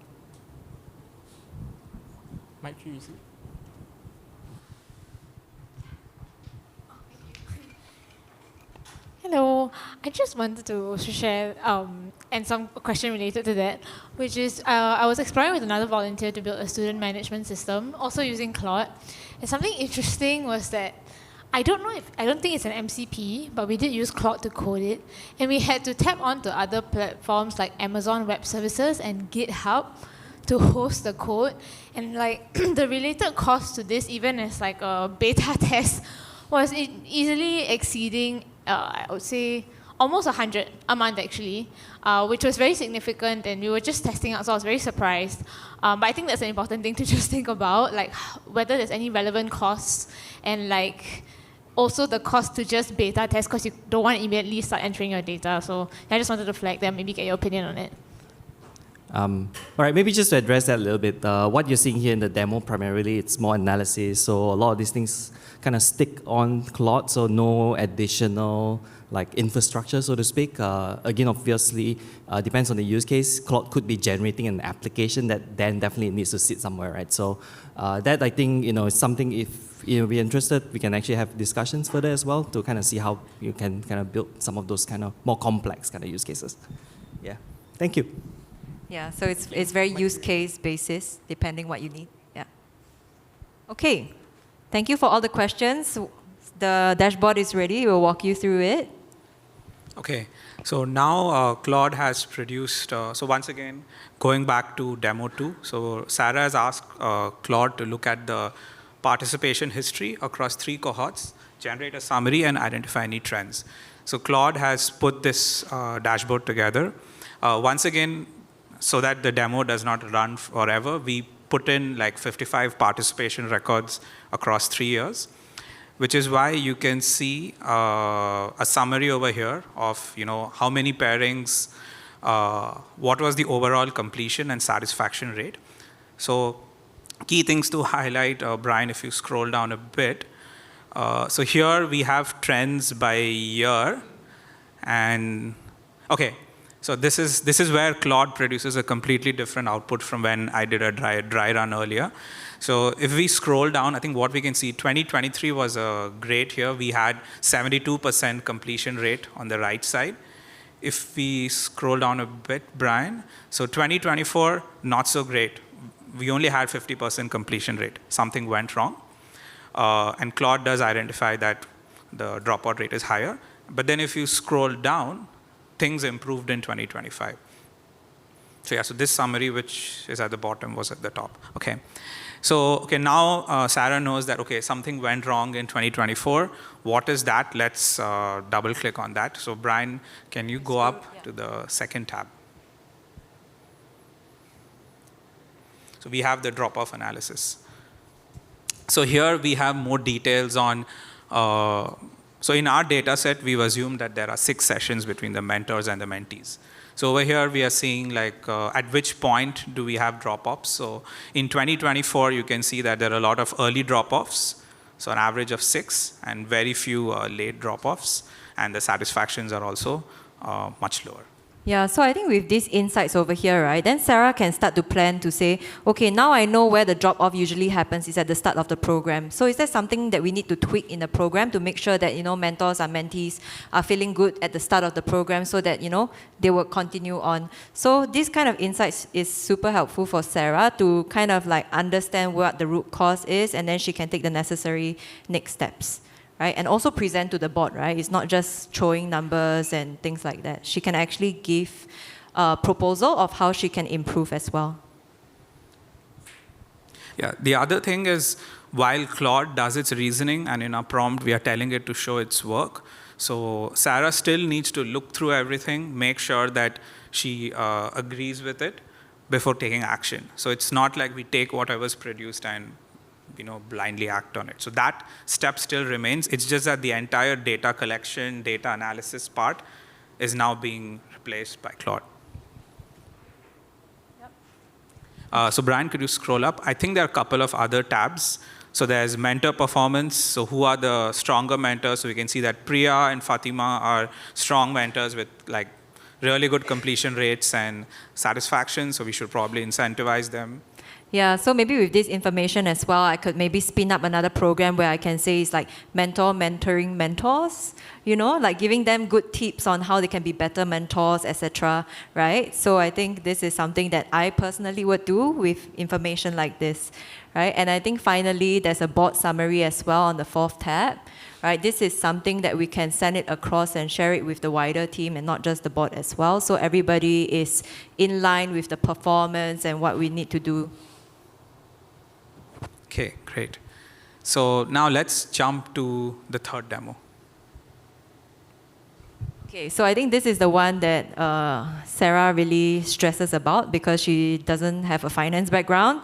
She signed up for this job because she want to have face time with people and help people, but then, she's actually scratching her head on her desk, looking at numbers, and then, trying to extrapolate all of these things to see how much her organization needs in order for her to scale the program so she can do better work for the society, right? So this is something that is kind of close to her heart, and she wants to do better. So let's see how that will work out for her. So Brian, let's jump to the 3rd demo. So he'll copy the prompt for Act 3. The prompt is a bit longer, and I'll talk through it as Claude runs. Okay, so we are telling Claude that we want to prepare a budget forecast and do this by looking across the spend for the last 3 years. And we want to know when did we go over budget, under budget, and so on, and look at details such as the cost per mentee, etc. Before we go into the assumptions, I think one of the things to point out here is typically your spend information may not sit in the same system that you have mentor and mentee information. So in addition to presenting the data back to Claude in a clean and consistent way, so the Workato layer is actually acting as an orchestrator. So picking up data from different systems and merging them together and so on. Lastly, each time you want to do a forecast, you provide a list of assumptions that are dynamic and that may change. So these become part of your prompt. So for example, I've put in assumptions like the amount that's needed for staff, materials, and venue, and communication. So we've taken 4 categories from a spend perspective. So to keep it simple, so we put in assumptions. So these are things that she can tweak based on the projections. So do you need 1 coordinator FTE per 25 mentees, or how much of admin is required, and so on. And we are putting in like cater for 3.5% of inflation over a 2-year horizon. So effectively, Sarah needs to play with the assumptions in point number 4 of the prompt to look at the different scenarios that are projected. Yeah, and I think whenever it comes to numbers, right, you kind of always need to be quite precise and confident whenever you walk into a boardroom. So I would say that this is one of the, out of the 3 use cases, I think this is the most important one, right? So maybe just a quick show of hands over here. Does anybody today use AI for such a use case like forecasting, budgeting, and 2? How has that experience been for you so far?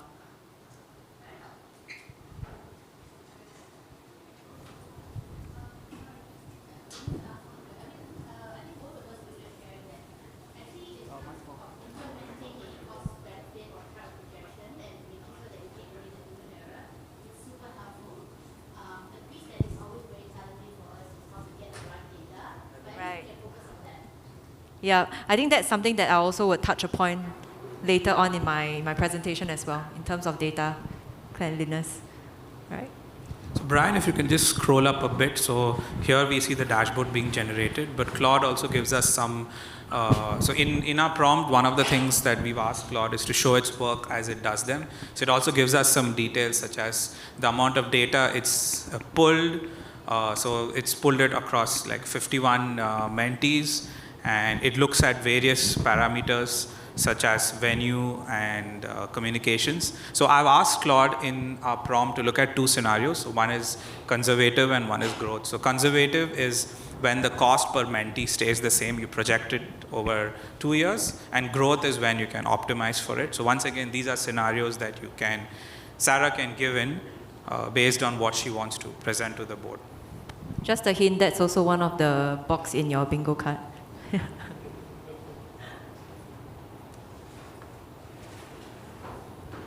Okay. Yes, there will be some attractive prizes to be won, so please don't be shy. So I think by now you should have at least 8 squares flagged in bingo. It's just depending on your cards. Everyone has, like there are 3 variations of the cards. So We have one lady there. Okay, why don't you come up and tell us what the, oh no. Okay, you can stay there, we'll pass you the mic, and then you can let us know what boxes did you pick. I actually have, I think in the first demo I had 4 boxes already, which is output includes a recommendation. Claude explains its reasoning as to why it matched people, why it didn't, the crosses and the ticks and stuff like that. The data gap, that's flat if there's a box that's not filled, or if we need to check why something is 0. And a match is rejected with reason. So Okay, that's well done. 4 in a row. Okay, that's great. So David, can you please pass her little gift? And also later I'll take your email and then I will also send you something else. All right, so maybe can I just get your name so that I can remember? Satya? Okay, thanks Satya. No more winners?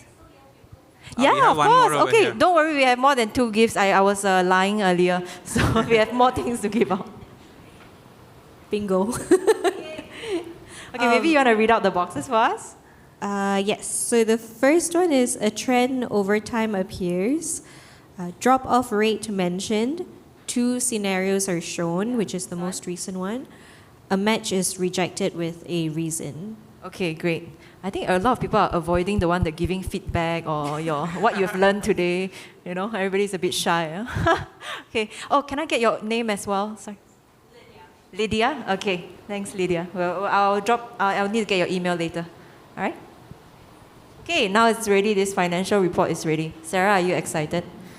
This is taking away so much of unnecessary headache for me. I wasn't finance trained, so this is beautiful. It's secure, it's traceable, it's giving me, I feel like I have a new colleague helping me with this. Yeah. Thank you. Okay, so yeah, she has a finance analyst working alongside her with no additional cost in that way. No more, don't need to add headcount, so that's good. All right, so maybe we can walk through a little bit about this budgeting forecast report here. Okay, so there's a lot of information here, but the key thing I want to point out are the things in red. So if you see staff in red, so once again, there were 4 categories in spend. So there was staff, materials, communication, and venue. So we're seeing that staff is the category that there is overspend. So let's see why. So Brian, if you scroll down. And I believe the staff overspend was actually accentuated in 2024. So in 2024, we went over budget. So we can see that we are at 51,000 over a budget of 44,000. And yeah, Claude does flag this, that staff is the reason. So then you will be thinking like, why is staff the reason that we overspend? Think somewhere over there, it's explained. The reason is because in 2024, we had, if you remember Act 2, we had a lot of drop-offs in 2024, 50%. Because of the drop-offs in 2024, extra time was required to rematch mentees with mentors, set up sessions with them, coordinate among that. So that's where a lot of time was, a lot of spend was on staff. So Yeah, I think the saying is also true, right? Time is money. So actually, the more time you spend, that's also how we kind of calculate that there's more cost to it as well. So how can we then be a little bit more efficient with our time to have the best output? Okay, thanks. And one positive thing is also flagged out by Claude. So in 2025, so if you look at the blue rectangle, the material spend was under budget.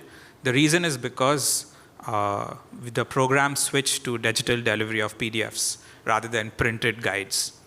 So this resulted in like a 50% saving, which, is it 50%? No, it's not 50%. My math is wrong. But it resulted in a saving. So overall, we were under budget for materials. Okay. Yeah. Maybe Brian, if you can scroll up a little bit. Okay, so I think with the different tabs as well, it lets you deep dive a little bit more into the variance analysis, how much per mentee is the cost of running it, etc. Right? So these are all useful details that Sarah can now confidently walk into the boardroom to present and to also say, okay, whether this program is worth scaling or not. Maybe we kind of put it on hold first. We kind of need to fine tune certain things before we invest more money and scale it. Right? So these are all the kind of things that she needs even before she walks into the room. So I think now she can confidently go into to ask for things with all of this data to back her up. Right? In the past, she would be not so confident going in. Even though she want to scale the program, she's like, I'm not sure why, because I just want to do it. But that doesn't fly, right? So now with all of this data backing her up, she's a lot more confident. Awesome. So I think now we can jump to demo 4. Okay. So I think just now we said 3 demos, but I think the 4th thing that I wanted to mention, we'll be showing you a 4th one over here. So I think, first, second, third is more showing you the power of analysis, right? Being an analyst, you read all this data, etc. Then number 4 is bringing it from insights into action. So despite Sarah having all of these data and dashboard, she still needs to do certain things, right? So let's say, for instance, a mentee has dropped out of the program. She needs to craft personal emails to send it out to the mentee, to ask them how they're doing, to bring them back onto the program, right? So this is typically what Sarah does on a Friday afternoon, which takes her like an hour or 2 or so. So just a quick, simple demo to show you what Claude and MCP can do to take action in this scenario. So Brian, let's copy the prompt for Act 4. So this would be trigger 3. So Act 4 is essentially about acting on the data, and then we had a number of options over here. So one of them could be like, say, for example, when we did our mentor-mentee analysis, one of the mentors had missing data or were flagged, so you want to draft out an email to them to see what can be done. But I think the one that we picked is trigger 3. So Brian, you can copy it and fire the prompt. So in demo 2, where we looked at the last 3 cohorts, and we saw that there was high drop-off in 2024. So Sarah tells Claude that look at the data in 2024, identify the 3 mentees top 3 who didn't complete the program, and tailor a personalized email for them. Each message should be based on what the original goals were. So we're not using templates over here. So each email should be personalized. And the whole goal is here that how can we get them to rejoin in a future cohort. I've asked Claude to show the emails as they're drafted. Yeah, so the purpose of showing you this is also to showcase to you what does MCP do, right? It can also take actions on your behalf in that sense. But the thing here is, even though they have drafted the email for her, it just doesn't kind of send out. What happens here is Sarah doesn't need to start from scratch and start from a blank page, right? It becomes more like a review and click and send, right? So she's still in full control. It's just that, you know, it saves her a lot of time. All right, so now I think maybe Brian, you can toggle to the email. I think we can look at one of the emails here. So it's generating them one at a time. So if we just look at one, a bit up.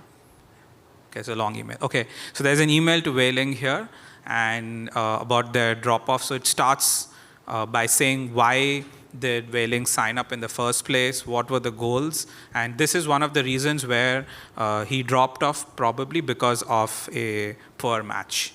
So it did not align. So we are basically telling him that we identify, and we want to see if you can, you know, join us again. Yeah, so I think a lot of times what happens here is, I know a lot of us use Claude to draft emails and whatnot. I think the difference is, usually you'll kind of like see this draft here, right? Then you copy, and then you go to your email, then you paste, then you edit, then you send. But this, because it's connected directly to your email, it's already in your draft. So you just need to go to your email, you click on draft, or either you can even just say send over so here. Brian, you could just say send Brian, all. can you just put send and then click enter?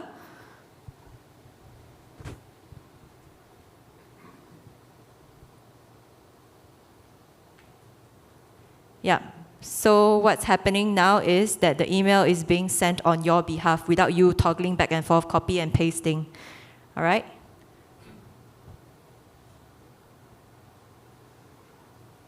Okay, so all emails are sent. So Brian, if you switch to my inbox and refresh, I mean, since this is a demo, I'm sending them out using my email to my own personal email. But the goal here is that Claude has automatically sent them out. Sarah could review them before sending them out at each time, but she doesn't need to toggle back and forth. Yeah, so if you're a little bit more conservative, you can just tell Claude to say, put this into my draft, and then I'll review it later by myself. So it's kind of up to you in that sense. But it just saves you the time of copy and pasting and toggling between screens. All right, so I think that's kind of the 4 main demos that we wanted to showcase to you, right? If Brian, you can move back to the slide. Okay, so I think maybe 3 things that I want to point out, right, and I want to be straight with you, is that AI is not magic as well. Just now, the lady at the back you mentioned, usually is data, right? Yes. So AI cannot help you if, let's say, your data are kind of all in a mess and it's everywhere, right? Technically, we're not asking you to have super clean data, but it needs to have some foundation in that sense, right? So if you have that issue, then I would say maybe your first investment is not directly into all of these huge AI things, right? Maybe take some time to look through the data sets first. That would be the step 1. Second thing is, I think we don't really need to go all big and say we're going to have a committee or whatsoever, but we do need someone in your organization who can take the lead and to really champion this, because a lot of time, if you don't have that person helping you to advocate, a lot of times those kind of pilot just dies off quietly, and then you go back to doing things the way you did.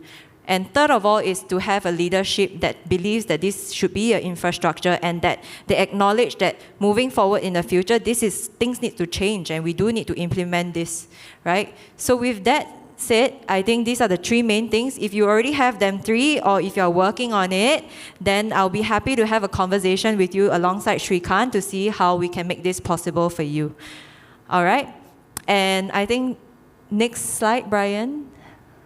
Okay, so on your bingo cards as well, we have 2 QR codes. I think the first one on the left over here that says scan me, we do have training programs on Workato. So if you are keen, you can feel free to scan that and let us know that you're interested, and we will tell you when those trainings are. It's absolutely complimentary, right? And then the second one, if you are a little bit more tech savvy and you want to get your hands dirty and, you know, start building things, right? Those MCPs and whatnot, you can feel free to scan there and you will get access to the free developer sandbox so that you can start building things out for yourself.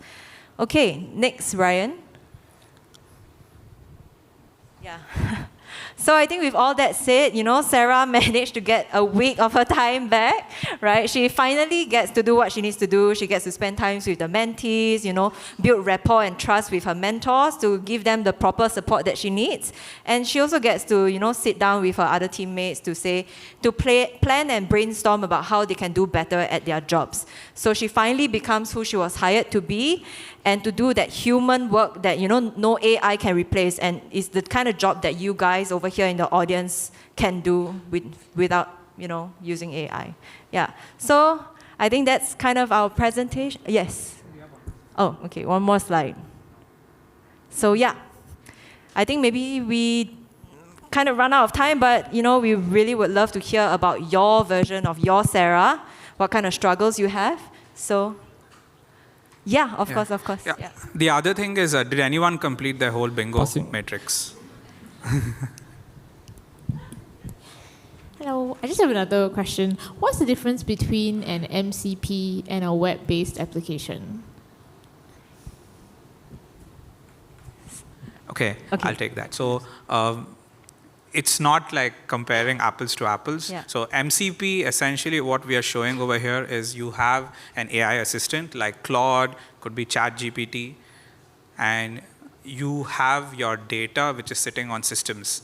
It could be spreadsheets, it could be in a CRM, it could be in an expense application. And in order for your AI assistant to give you a meaningful response, you need it to connect to your systems.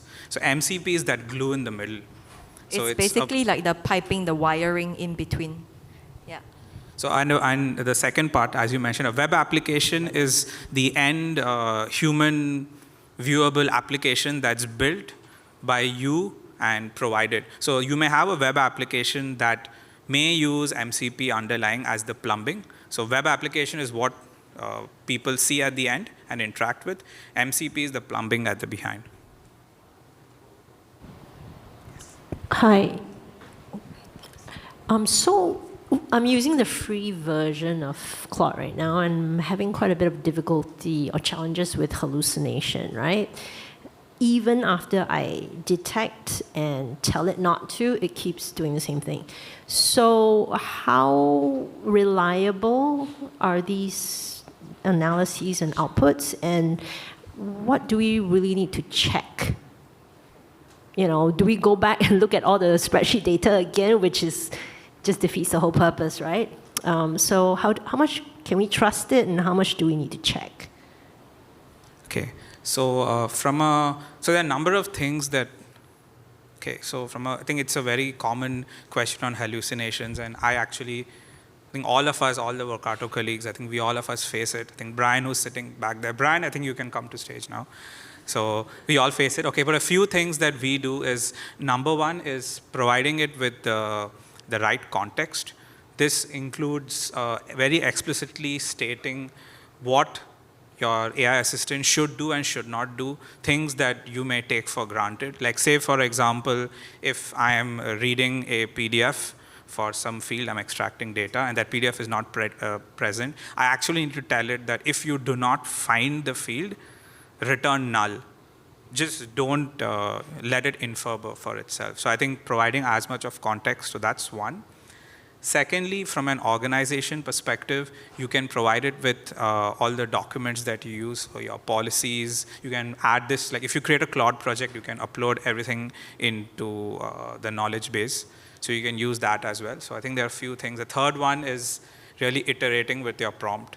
Honestly, building this, although it looks quite simple, it took me a lot of spare time over the weekend. So just getting my prompt better and better. And even now, I think when we ran the live demo, Claude behaved a bit different from when we ran it at 10 o'clock in the morning. So it is an iterative process, and defining all of those parameters and getting better at it. Yeah, and I think the thing that would actually help with so-called the hallucination is the MCP part, right? So within the MCP layer over there, right, that's where you can kind of put the guardrails in, right? So it doesn't hallucinate.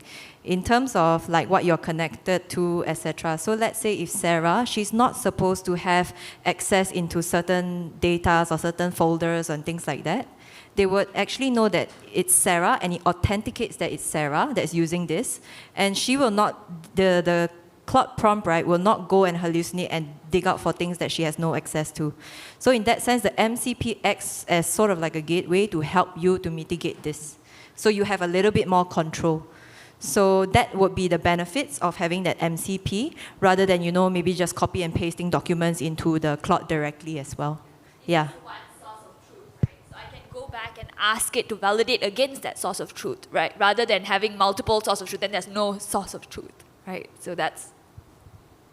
Does that answer your question?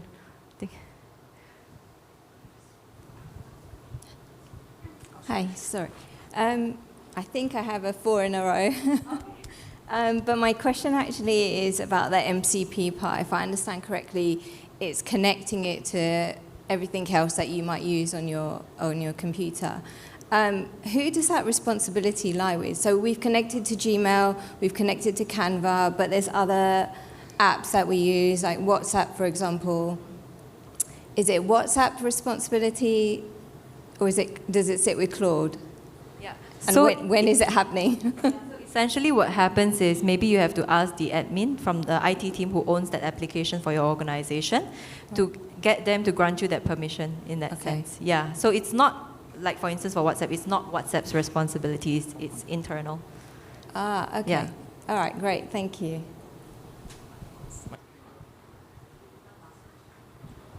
Hi, I'm very interested to know more about how, I guess, the MCP interacts with Claude in terms of the context window. I guess a lot of people are facing the same, I guess, difficulty or challenge that the tokens get burned through so quickly, right? And I just wonder if that would add to the load, and does that affect the output quality as well? Thank you.